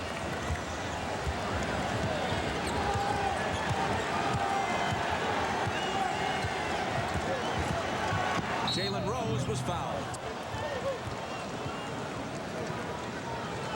And let's check with Jim Gray. All right, Bob, in between quarters, Larry Bird told his team, hey, we've been trying to take it one game at a time. You don't come back from down 3-1 and win 3 games. One game at a time, and doing that, it's one quarter at a time. He said, we have won every quarter tonight. Now all we have to do is win this last quarter. Bob? Jim thanks. The foul was on Derek Fisher as first.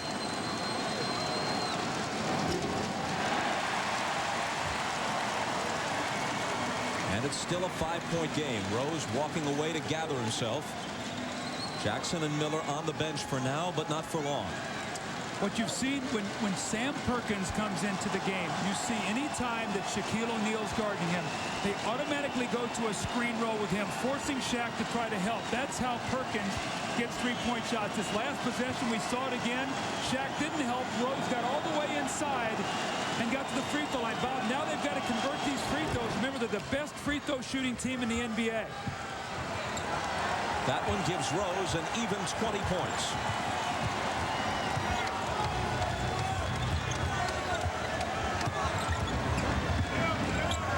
Robert Horry looking for O'Neal. Brings it outside to Fisher for 3. Remember Portland game 7. Fisher hits a big one. Shaw hits 3 big threes in that period. They're going to need other guys to step up to make some shots tonight. Jalen Rose on the move. Couldn't quite hit it. And Kobe walks a tightrope to gather it in on the baseline.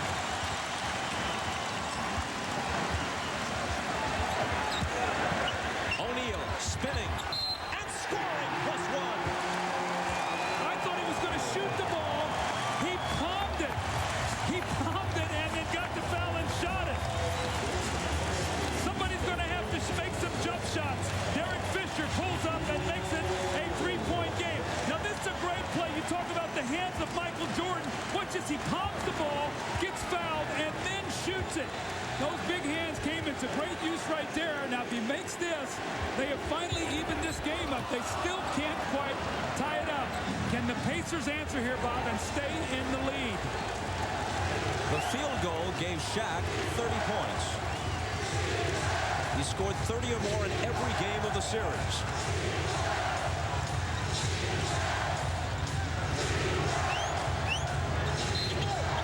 Jalen Rose, contact with Kobe Bryant. And the foul is on Bryant, his 4th.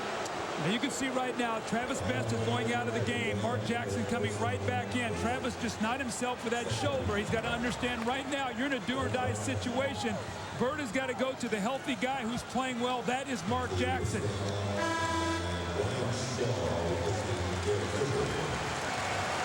Derek Fisher out. Brian Shaw in. Now see, Fisher has just hit a 3, and you say, well, why is he going out? Because of defensive purposes. They got big guards out there, and Fisher can't guard the bigger guards. Crozier looking for Rose. Fox over on the double team, and Rose threw it off his body just so that the Pacers could inbound it, and he could get some breathing room. It's a game of matchups. You got to match up, especially defensively. 7 seconds to shoot. and he was fouled. See, now they've had 2 shots going to the basket, Bob, so they've taken 4 free throws in this quarter on 2 fouls. And what I mean by that is if you're Indiana, you want to get to that free throw line. So every time you shoot before you're in the penalty and you get to that line, these free throws are going to add up as this quarter goes on. And the Pacers want to get there as often as they can.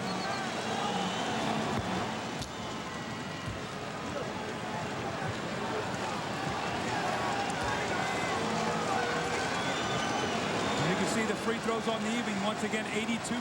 The Lakers under 60. Jalen Rose went from 6th man to starter this year, taking Chris Mullin's spot in the starting lineup, and was voted the NBA's most improved player for the year 2000. His free throws making a 3-point difference. Kobe hands it inside to O'Neal, and he will have another chance to tie the game. The Pacers are going to have to get Kobe Bryant under control. At halftime, Phil Jackson wanted him penetrating. Well, he's doing that right now. They're doing a great job defending against the triangle, but they cannot keep Kobe Bryant in front of him. Look at this spectacular pass. He gets in the air, splits 3 defenders. Shaquille O'Neal catches it and finishes it. He's going to have an opportunity now to go to the line.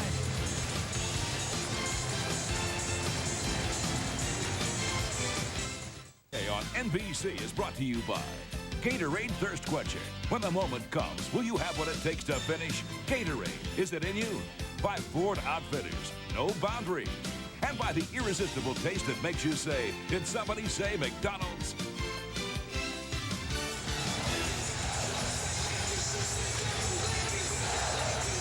The black patch on the shoulder of the Laker uniforms is in honor of Wilt Chamberlain, who passed away in October of last year.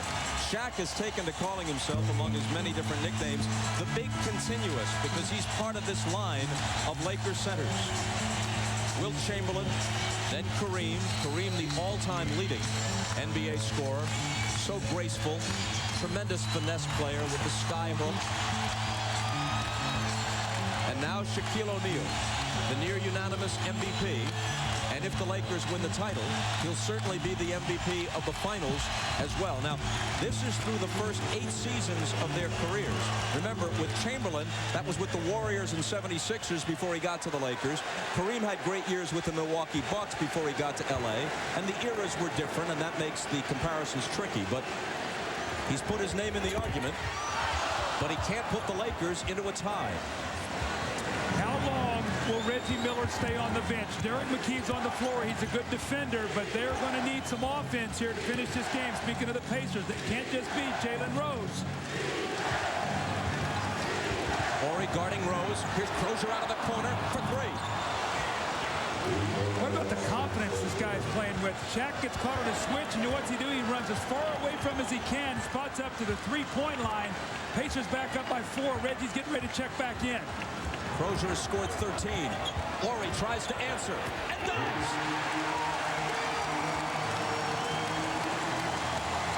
1 for 12 from the 3-point line going into tonight's game. Almost the same shot he hit against Portland late in that game when they needed it in Game 7. Jalen Rose curls in. He's stripped. Shaw's got it. It's a 2-on-1 break. Kobe Bryant flips it to Shaq, who is belted, and the shot goes down. So does Shaq. And he's clutching his left knee.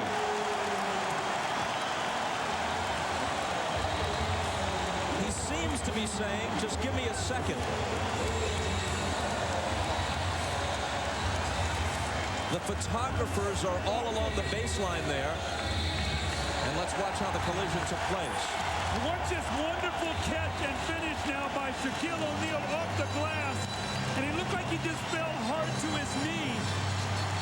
And the collective breath of Los Angeles takes a deep sigh of relief as Shaq gets up. You see he goes down. Bob, this guy works so hard, night in and night out for his team. Still can't hit a free throw, but the Lakers have the lead for the first time since the last second of the first quarter.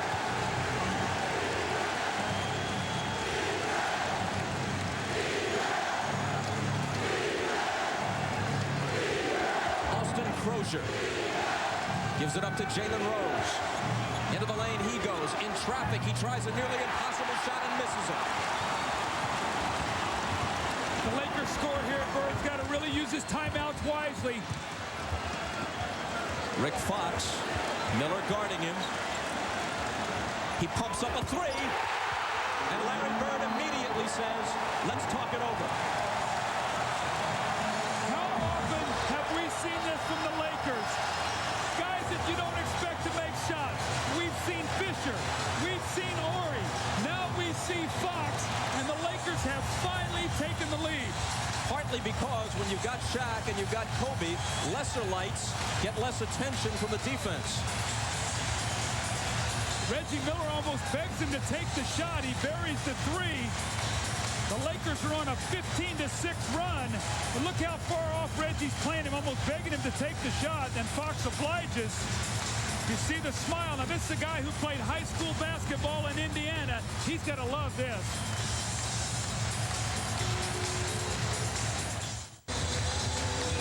A sizable crowd has gathered outside the Staples Center, hoping to celebrate if the Lakers prevail here in Game 6.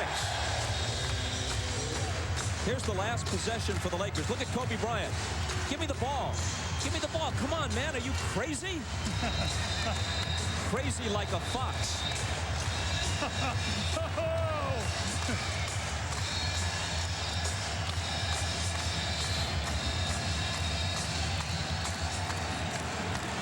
Now, Fox is in the game defensively to play against Jalen Rose. Shaw on Miller. Smith's back in the game, only 1 of 8. Can he muster some offense for the Pacers? Indiana playing from behind for the first time since the first quarter. Reggie, good look at a three. Overshot it badly, but Davis picks it up. Fakes Shaq off his feet and scores. Boy, stuck with that one. Reggie had a wide open three, but Dale Davis, a big second shot opportunity.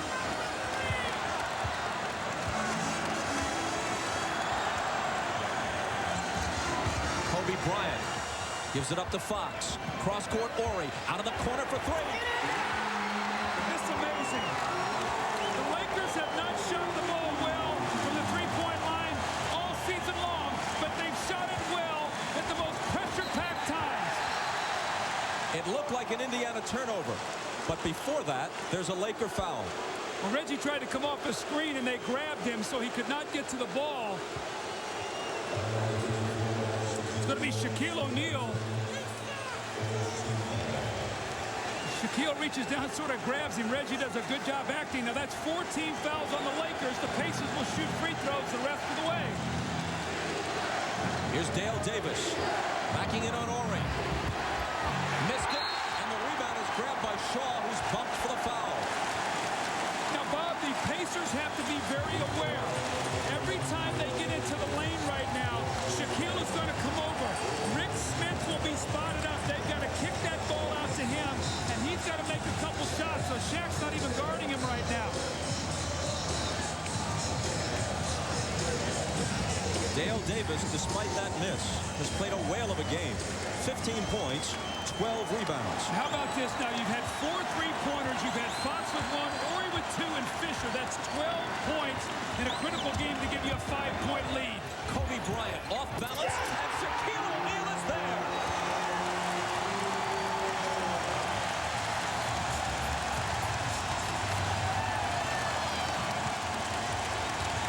The Lakers lead by 7. O'Neal has scored 36. And a whistle at the other end. Right now, the difference in this game is this man right here, Kobe Bryant. Not so much that he's scoring, but look what he does. He collapses your entire defense. 3 guys are playing and nobody to guard Shaq. So even though he's not shooting a high percentage, he's getting in the lane and breaking down the Pacer defense, whether it be a 3-point shot or an offensive rebound or a handoff to Shaquille O'Neal. So 7 for 22 does not talk about his impact in this game.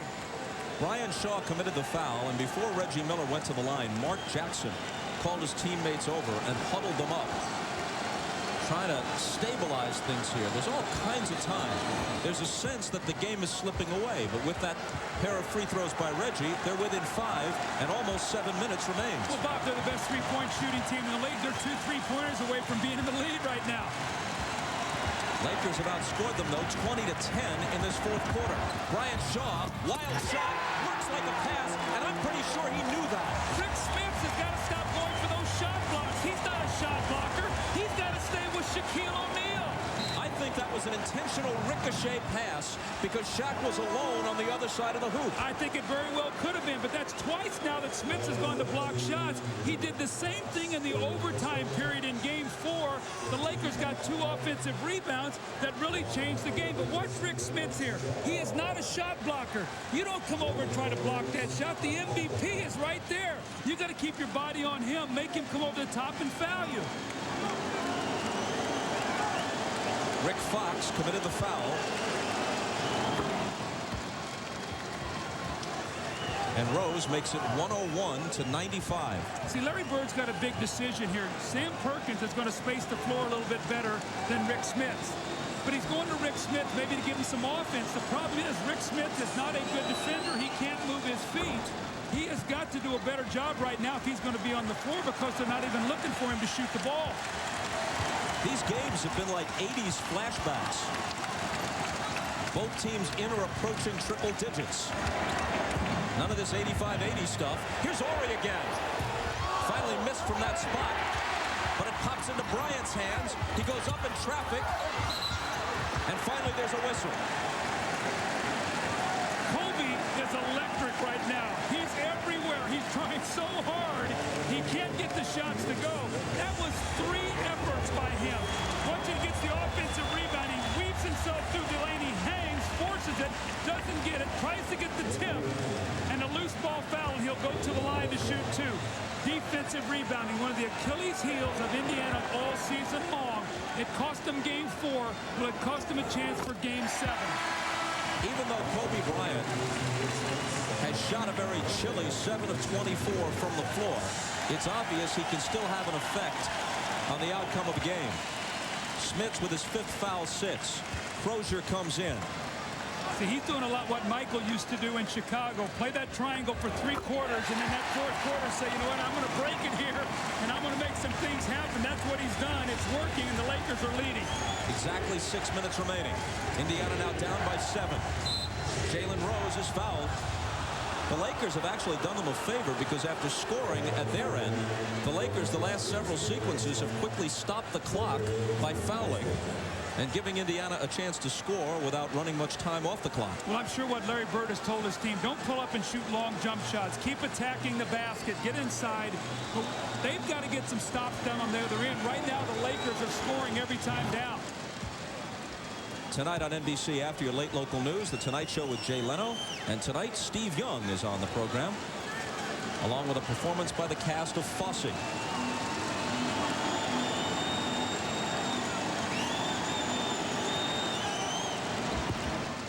Back to within 5. The Lakers must continue to keep the pressure on. Break them down with the dribble. Get inside. They've missed 6 shots in this quarter, but they have 4 offensive rebounds. Robert Horry on the move. Gives it up to Harper with the left hand, nowhere near. Crozier rebounds. Dale Davis slips by Glenn Rice, and he was fouled. That's a good foul right there, too, by Robert Horry. You do not want to give Dale Davis that dunk. You got to make him make a couple free throws. He goes in strong. He goes past Rice, and here's the foul on Horry. And that's what you've got to do. No layups at this point in the game for either team. Dale Davis, a very poor free throw shooter throughout his career, improved dramatically during the regular season, but has tailed off in the playoffs. He swishes that one. And he's having his best game of the series tonight. He got off to a great start. He's had a big game scoring. He's double figures in rebounds, and he's given them a real tenacity out there that they need.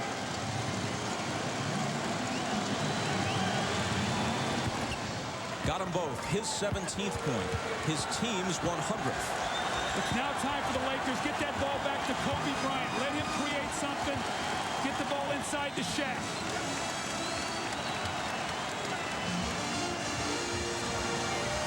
Harper looking for O'Neal. Touch pass back to Harper.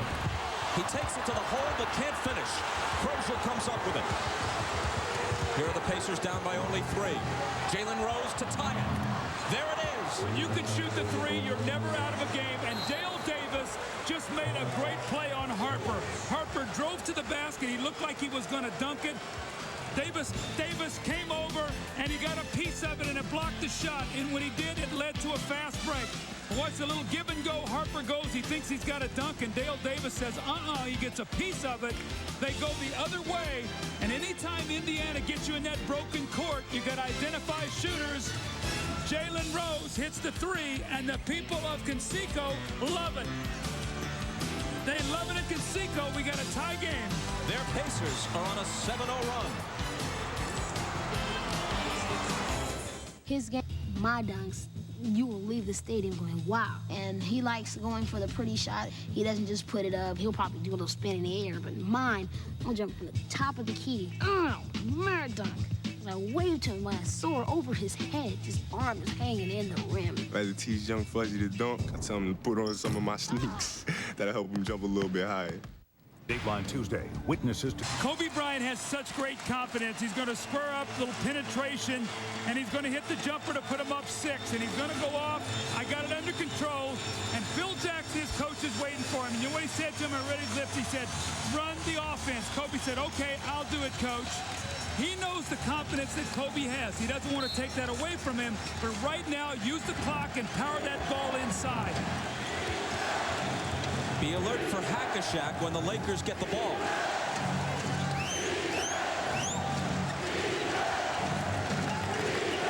Miller guarded by Harper. Jalen Rose. Right hand. It won't drop. Loose ball to Rice. See, Shaquille O'Neal doesn't have to guard anybody right now. They're going to the Hack-a-Shaq. They've got 1 minute and 2 to do this before the penalty comes in at 2, where it's like a technical foul and you maintain possession of the ball. But Bob, what happens anytime Dale Davis is on the floor and he's played a great game and Shaquille is matched up against him, he's going to be right underneath the basket. Here's Shaquille O'Neal right here, and they're going to wrap him up right there. Here comes Crozier. But more importantly, defensively, what he's doing now, he's taking away any penetration the Pacers have. And with that miss, O'Neal, despite scoring 40 points, is 2 for 9 at the line.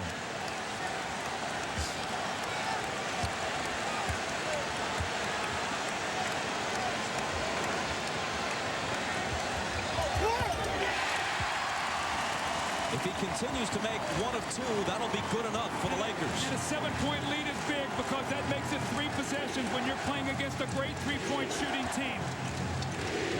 Miller, the fake, the 3, he got it. And that's why it's so important. I think they're going to give him a 2. Yep, it's a 2. His foot was on the line, a 2-point basket. And now they wrap Shaq up again, and it's Crozier once again who does it.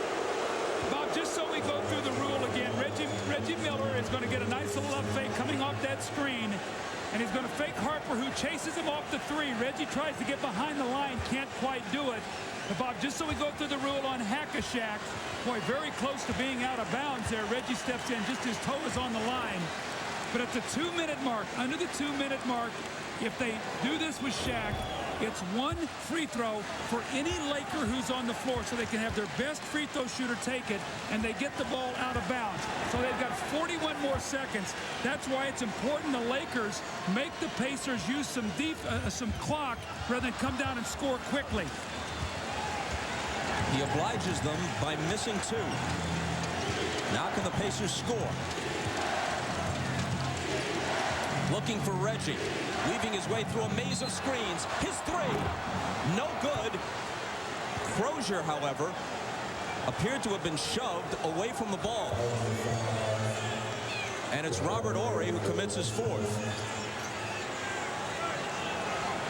Reggie Miller is so hard to play, and the Lakers are so aware of him coming off screens. And you can see right there that he just takes and throws him down. Crozier, as he tried to set the screen, what would have been interesting had that ball gone in, would it have counted and Crozier shot a free throw?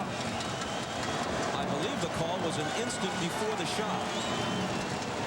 Crozier, the kid from Santa Monica, misses the first. Now, Phil Jackson is taking O'Neal out of the game, probably for 1 possession. So if they can come down and use clock, can bring them back in the game, and the hack-a-shack then is over. This is a good substitution by Phil. Crozier needs this to bring the Pacers to within 4.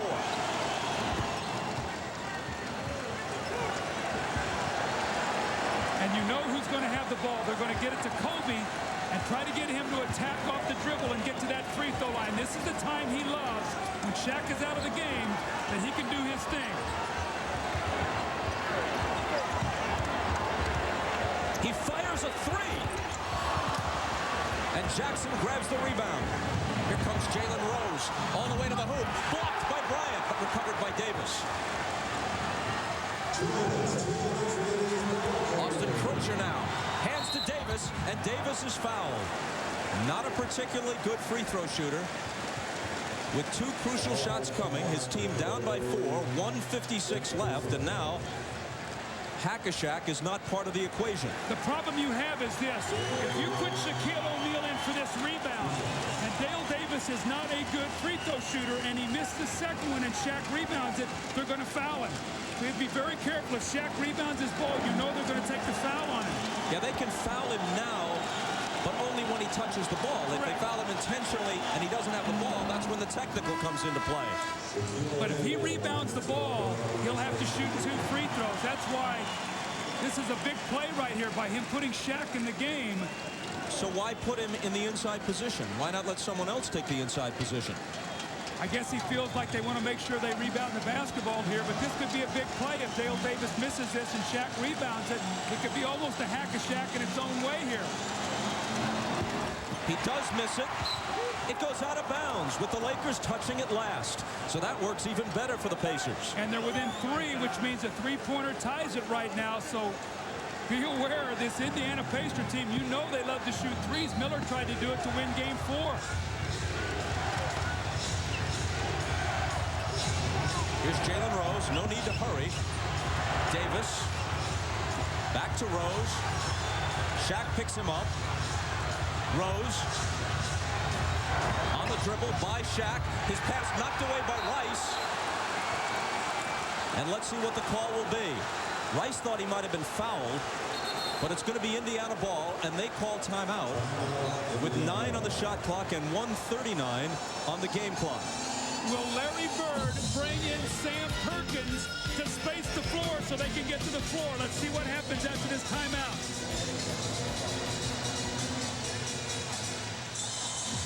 It was just a 20-second timeout taken by the Pacers. So we're going to stay right here.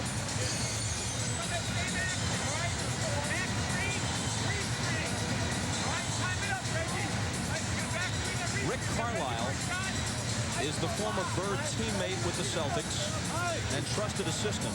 The way they break it up, Bird, of course, the head coach. The older gentleman in the tan suit is Dick Carter. He more or less runs the defense. Carlisle, who was doing most of the talking during the timeout, engineers their offense. Very interesting, though, that Larry Bird is going to stay with Dale Davis. Now, maybe doing this to be able to get an offensive rebound if they miss. They do not need a 3, but if Perkins is out there, what happens is on penetration, Shaq won't leave him and they can get to the basket. Let's see if Shaq will be back there to block anything going to the basket. This is a big sequence right here, Bob, with 1:39 to go. But again, they do not need a 3. Timeouts remaining. As you see, Indiana has 2 and no 20. Lakers 3 full timeouts plus a 20. During this timeout, the security guards have begun stringing rope around the court, and people are gathering in anticipation of a possible championship ceremony. How galling must this be to the Pacers, who are very much in this game, in possession of the ball, down by only 3.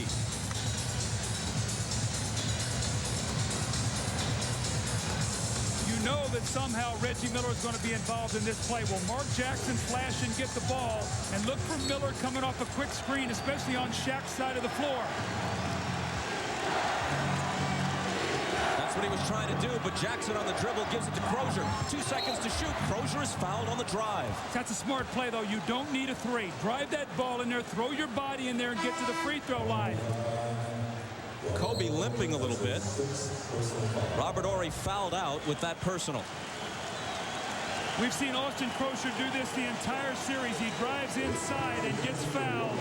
You don't shoot any little flip shots. You throw yourself in there, you take the punishment, and then you get to the free throw line. As Robert Horry, is he fouled out of the game? He's fouled out 8 points. Remember now, critical, he had 2 threes, and they will miss his shooting out on the floor. Crosier has scored 14. As you see, 3 of 4 at the line. Now, Bob, we've seen this before. Will the Lakers go through Shaq? He struggled tonight. You know that if he catches the ball, they're going to foul him. With that said, normally Kobe is the guy that they put the ball in his hands. Let's see what happens. But you know that if Shaq catches it, they're going to foul him. Crosier brings the Pacers to within 1. A minute and a half remaining in Game 6.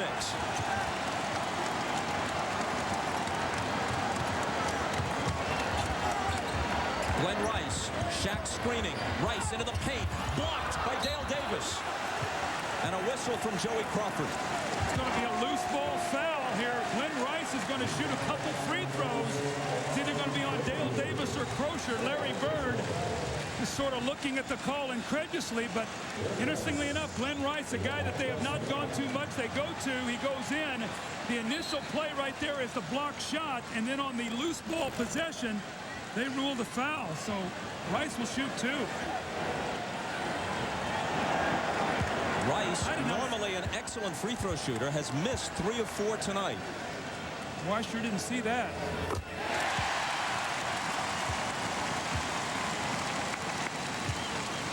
If the Lakers escape with the win and the title, that call will be replayed, especially in Indiana, for a long time. Again, Indiana does not need a 3. Way too much time. You're the best free throw shooting team. Get to the free throw line. Miller. Fox right up on him. Crosier. Harper's got him on a mismatch. Crosier turnaround. Big shot way short. Shaq grabs it and immediately, like a hot potato, gets rid of it so they can't foul him.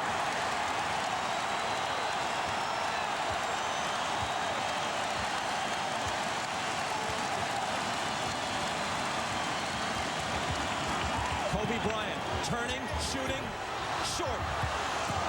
Jackson picks it up. Pacers very much alive. Miller for 3 in the tie. It's long. Into the arms of Rice. 30 seconds. They don't need to foul. They still got time on the clock. An 8-second differential, Bob. Straight up D for Indiana.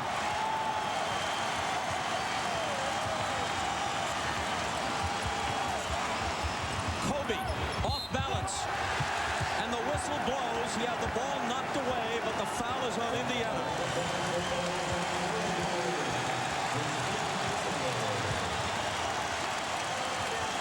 Kobe Bryant, as he goes to the basket, he jackknifes himself. Crosier comes over with the bump. Let's take a look again here as he goes up, and you can see the little bump. Crosier didn't like it. Kobe will shoot 2 free throws. 13 seconds to go.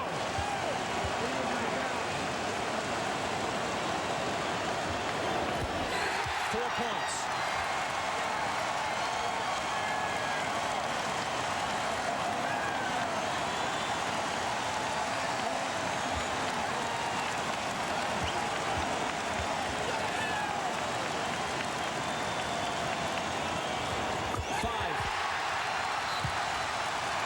Timeout, Indiana.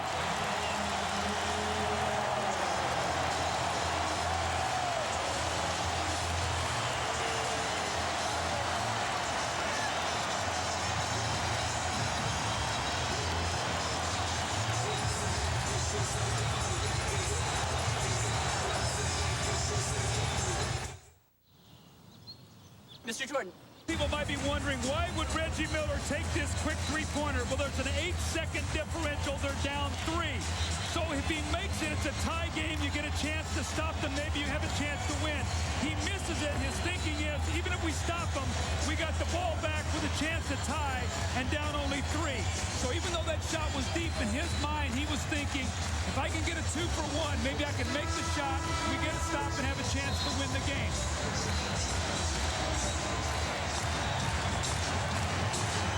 The Pacers still have a chance, but it begins to look like the call that will haunt them is the foul on Glenn Rice. It looked like they had gotten a legit stop and a chance to take the ball and the lead. They would have been down 1 with the ball. Now, if you're LA, the one thing you don't want to do here is foul. You want to make them use some clock, switch all the screens, make them take a shove shot. You're 1 rebound away from being the NBA champions.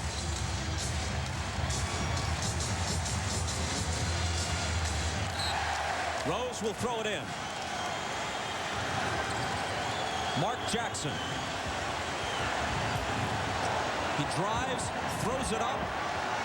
Dale Davis recovers and dunks it with 5.4 seconds. If you can't get it into a great free throw shooter, call timeout.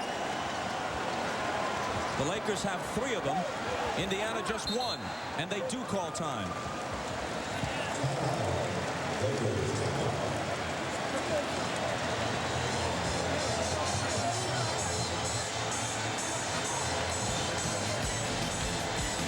Back to the Staples Center after this.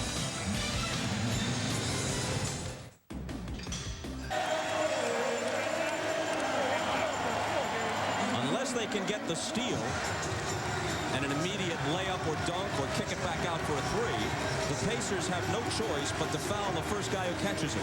And you want to get the ball into either a Rick Fox, a Rice, or a Kobe Bryant. If you're Shaquille O'Neal, you get as far away from the basketball as possible. Ron Harper will throw it in. So they got 3 of their very good free throw shooters coming to the ball. You got to get the ball in and just step up and make free throws, and the championship is yours. The timeout advanced the ball to midcourt. Into Bryant. He's expecting them to foul him. They take a while to do it. They let 3 seconds go off the clock. As soon as he caught the ball, he should have been fouled. And if he makes 1 free throw, the game is over, basically, because what happens, Bob, even if you shoot a 3, you catch it while the ball is in the air, the clock will go off. They're 1 free throw away right now from being the champions. If he misses them both, the Pacers have a timeout left. That's not going to happen. Remember yesterday we spoke to Kobe Bryant, and I asked him, I said, Kobe, you're a dreamer. And he said, yes, and I'm going to dream that I'm going to be holding that trophy tomorrow night. Well, it looks like he's going to get his wish. In 2.5 seconds, it appears he will.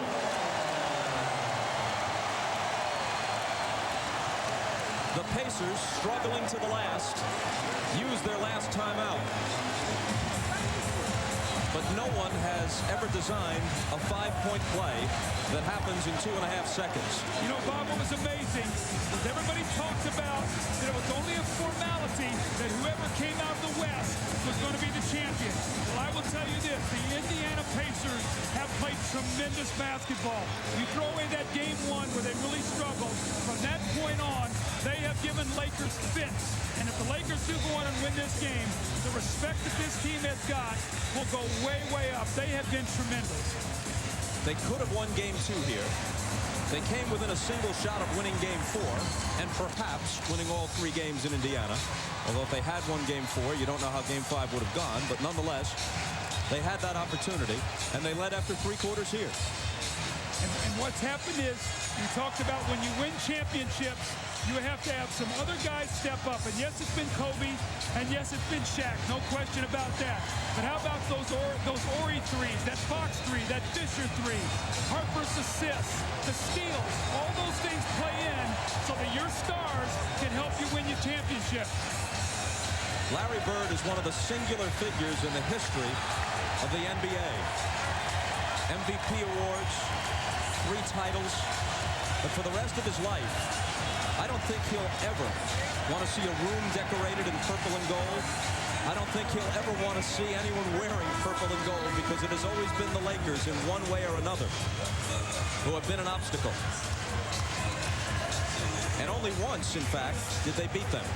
2 of the 3 titles for Boston were won against Houston. In '84, they did beat the Lakers.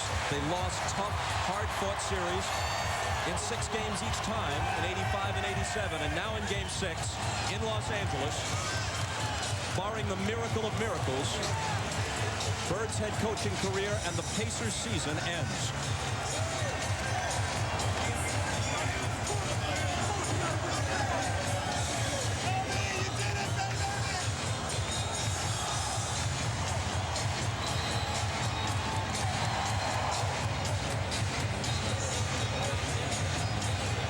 officials are conferring about exactly what, we're not sure.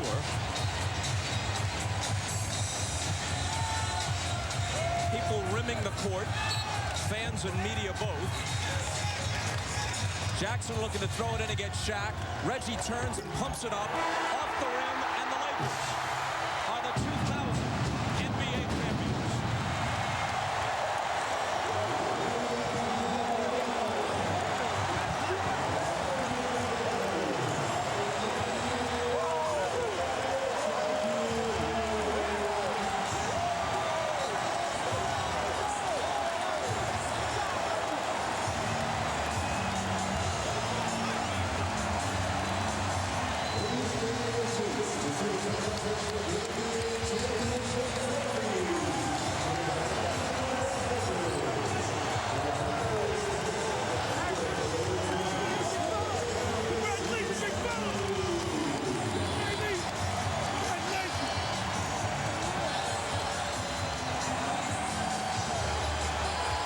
The two old rivals, Magic and Larry.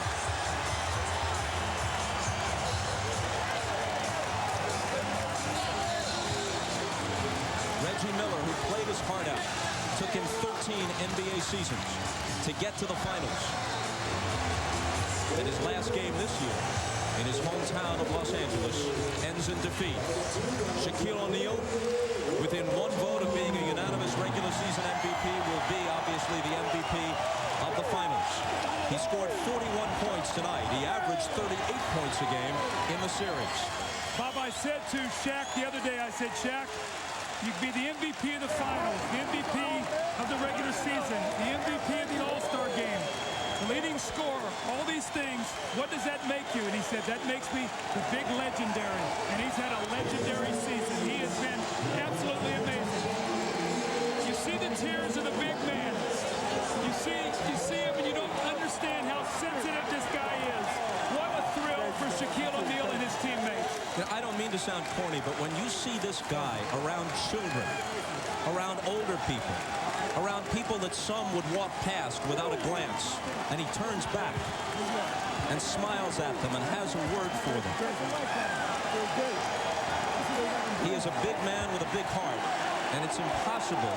You know, Wilt said no one roots for Goliath. Hard not to feel happy for Shaquille O'Neal.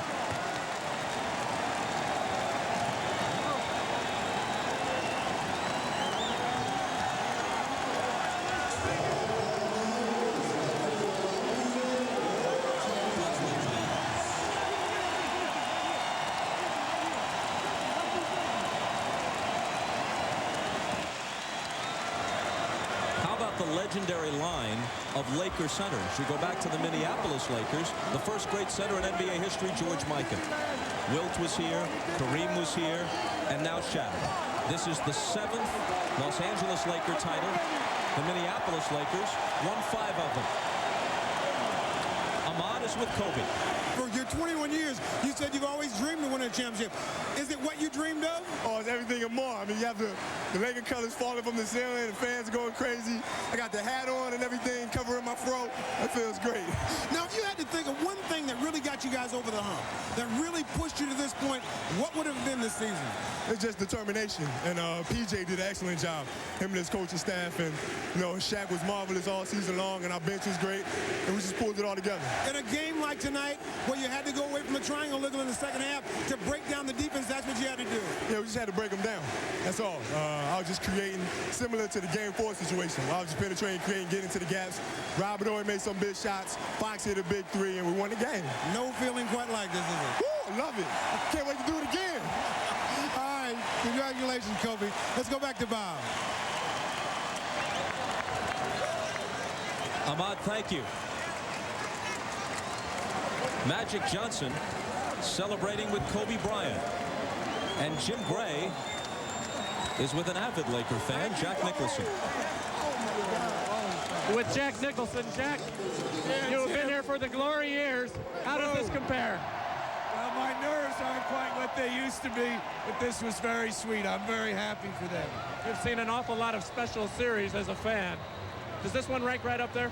Oh, yeah, I thought Larry did a great job with his team. They shot lights out. They played as good as they could. They just wore him down eventually. As the ultimate fan, to see Larry leave, does that sadden you? Yeah, I love it. I'm the first guy he shook hands with. Jack, thanks for taking the time. I know you want to watch the trophy presentation. It's always good to talk to you, Jim. All right, Bob, back to you. This is one night Jack Nicholson and the fans in Los Angeles will have no trouble handling the truth. The truth is their Lakers are the NBA champions.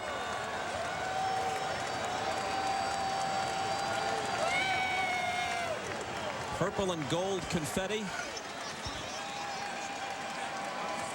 sailing down from the rafters. And we are ready for the trophy presentation.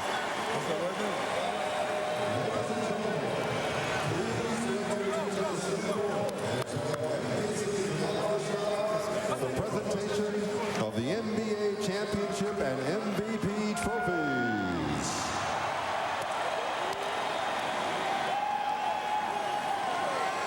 It is now time for the NBA 2000 championship presentation.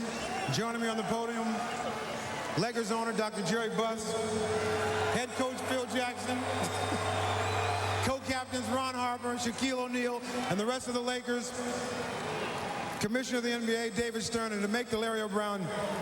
Thank you, Pacers and Lakers, for treating America and the world to 6 heart-stopping games, the best of NBA basketball. To your Los Angeles Lakers for their 7th championship, Dr. Buss, congratulations to the NBA 2000 champion, Los Angeles Lakers, their fans, and the city.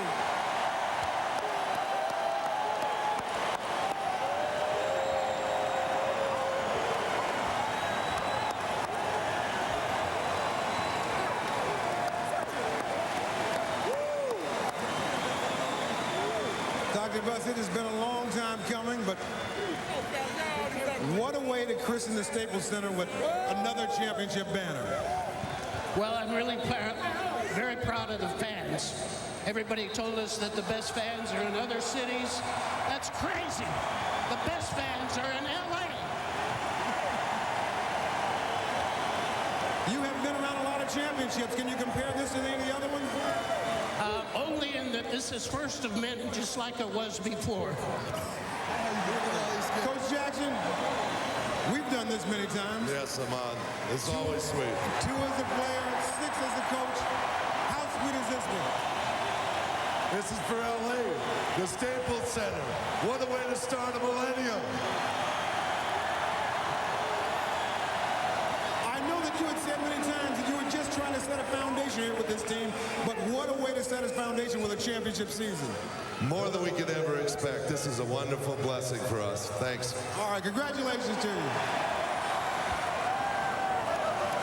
And now, once again, it's time. I'm sorry? For the presentation of the NBA Finals trophy. Here, once again, is the commissioner. For the 3rd time in NBA history, the same person has won the MVP of the regular season, the MVP of the All-Star game, and the MVP of the finals. This time, Shaquille O'Neal did it by averaging 38 points and 16 rebounds for the finals.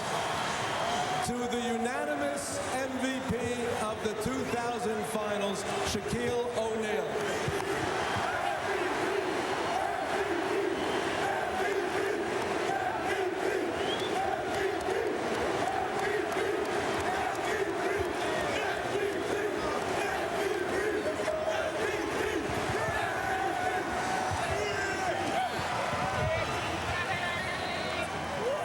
Shaq, you have won everything this past season, but I think it all pales in comparison of winning this championship. First of all, I want to thank Phil Jackson, the real coach of the year.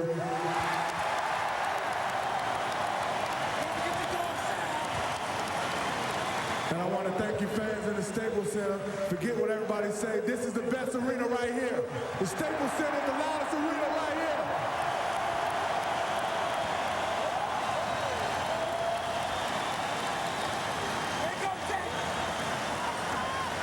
I just want to say thank y'all for believing in us, and we're going to get one next year, too. And my teammates, I love y'all. I love my teammates. All right, Shaq, you've called yourself the big luggage, the big Aristotle. How about the big champion? Big champion. Thank you, LA. Appreciate you. Love you. All right, congratulations on a great season. Enjoy it. Next year, do it again. All right, let's go back to you, Bob. Ahmad, thanks very much. More from the Staples Center. More interviews when we come back after these messages. 116-111, the final in Game 6. And the Lakers are the NBA champions.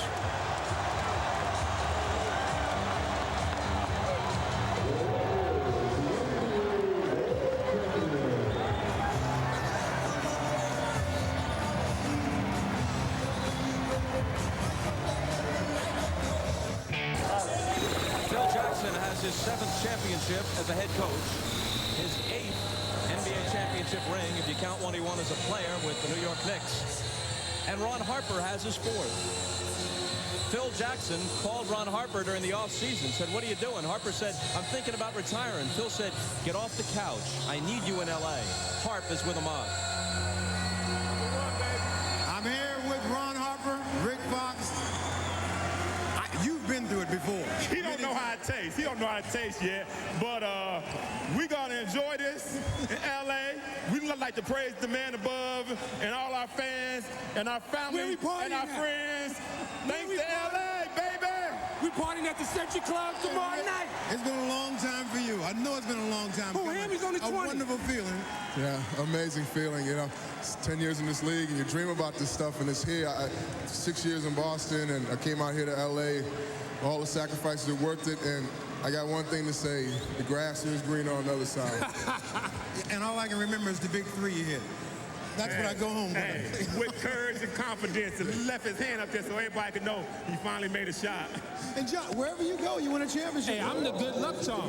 No one is better at being a good luck charm. You know what? And I didn't party all year, right? Century Club 2 nights in a row. Hey, how do my mom and my daughter and my sons? Hey, girl. Hey, Giovanna. What's up, MJ? Yeah. All right, let's go back. Get champagne, Ahmad. Get your brand champagne. Here's the scene outside the Staples Center. And we can only hope that this celebration is as joyous as can be, but also peaceful.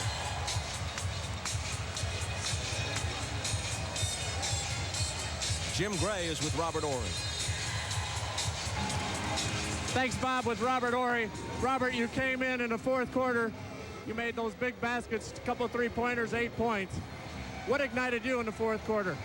Well, I really didn't look for my shot in the first half. So in the second half, I just came out trying to be aggressive. You know, they was leaving me in the corner. And that's really a shot I've been working a lot with Glenn in practice, so I knocked it down. Robert, what did you say to your teammates? You have been a champion before with the Houston Rockets. What did you say to these guys about closing out Game 4? I said, you got to take advantage of all your opportunities. You can't go to Game 7. You got to play as hard as you ever played. Act like this is Game 7. And tonight was very fortunate to come out and win. Everybody said that this series would have been decided the winner of the West. What about the Indiana Pacers? They put up one of the tremendous fights in finals history.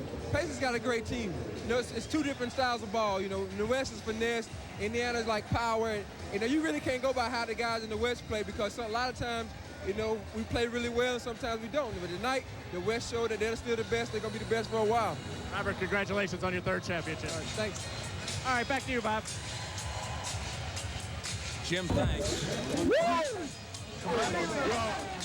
Live shot in the Laker locker room. Kobe Bryant cradling the trophy, at least for a moment. Shaq with trainer Gary Vitti. Peter Vesey now is with Larry Bird. Pete? Larry, last year I stood in front of the Pacers locker room in New York after you lost to the Knicks. You were dejected, you were depressed, you were disappointed in your team. Now it's a year later. Tell me your emotions about your team this year. Well, obviously, I'm very proud of them tonight. They didn't give up. They came out and they was playing very well. It's just that we couldn't get any stops when we needed them. But they showed a lot of heart again tonight, which they've done all season long. And you know, I got to take my hat off to them. And they worked hard for me over the last 3 years. We had our ups and downs, but we had a great opportunity here to win a championship. We knew we had to play well, and we just didn't get the job done. Besides not stopping people, were you able to, what else separated you from the Lakers in this game and in this series? Well, Shaquille O'Neal was very dominant. We had problems with him. We had Dale Davis on him most of the time. It was a bad matchup for Rick Smits, and you know, Dale battled him as much as he possibly could, him and Sam, but he was just too much for us. What did you say to your team, if anything, after this game? Well, just I appreciate the effort they gave me over the last 3 years, and I know if they continue to work hard like they did for me, for the next coach coming in, that they'll have an opportunity to get back into finals. But they know it's a long way. It's 115 games, and it's got to start in training camp with the right frame of mind. And I'm sure that you know, if they stay together and work hard, they'll get right back here. Now, you promised Donnie Walsh, the team president, when you came in here 3 years ago, that you were going to get them to the finals. No circumstance will ever get you back on the coaching lines? No, not really. It's been a great experience. It's one of the greatest professional experiences I'll ever have, and 3 years is enough. I'm not cut out to be a coach. I just want to thank my assistants for helping me the last 3 years and my players. What about the future? You've been offered an executive's job with the Pacers. When are you going to make that decision? Well, it'll be a couple days, and you know, I'll sit down with Donnie, and right now, you know, I really don't know what I'm going to do, but tomorrow I'll probably have a good idea of what I want to do. But you told me a couple of days ago that you were leaning toward not coming back, that you were looking forward to going back to Florida. Is that pretty... Well, I'm still leaning that way, but, you know, I'll talk to Donnie and just see who he would like to bring here as coach and what he's trying to do with his franchise, and just go from there. If you had lost to Portland tonight, would that be any easier to take than losing to the Lakers? Well, losing is never easy to take. Obviously, we're all very hurt by it, but you know, the Lakers were the better team. We played as well as we could the first 3 quarters, and they just had too much going down the stretch. But it doesn't make any difference. Once you get to the finals, if you lose, you feel like a failure. Okay, thanks, Larry. And if you're looking for a game, we got one on 14th Street in New York City. I get in shape first. Okay. This was the handshake immediately after the conclusion of the game. Phil Jackson and Larry Bird.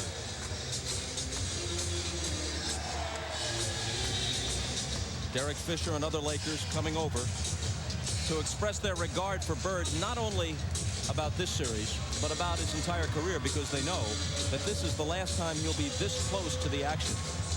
According to his own testimony, this is it as a coach for him, not just for the short term, but ever again in the NBA. Glenn Rice scored 16 points, hit 3 big three-pointers in 3 tries, and he's with Jim Gray. All right, thank you very much. Last man left out here on the floor, but certainly not left out of the celebration. Glenn Rice, you waited an awful long time for this. To get your first championship, tell us your thoughts here. It's the best feeling in the world. This is what it's all about.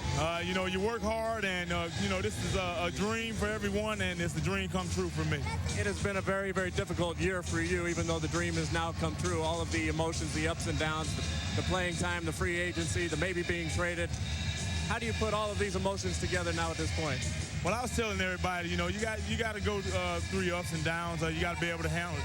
I told them that if we win an NBA championship, that would be my aspirin, and I just had my aspirin. Now what? Everybody's going to want to know you're a free agent. Do you plan to stay with this team? And is this a team that you feel, if it stays together, can compete and string together a couple of championships? I want to stay with the team. I think there's some things that I feel that I didn't have an opportunity to do here. I hate leaving the job half done, and this team can win 2 or 3 more championships. All right, congratulations to you, Glenn, and you too, Dimitri. He's the best. He is tonight, indeed, Bob. Dimitri providing the soundbite on cue. Magic Johnson with an approving hug for Glenn Rice, who had an up-and-down season but made some big shots tonight. Shaquille O'Neal scored 41 points. He and Kobe Bryant are in fact the combo, a championship combo in the year 2000. More of the celebration when we come back to Los Angeles after this.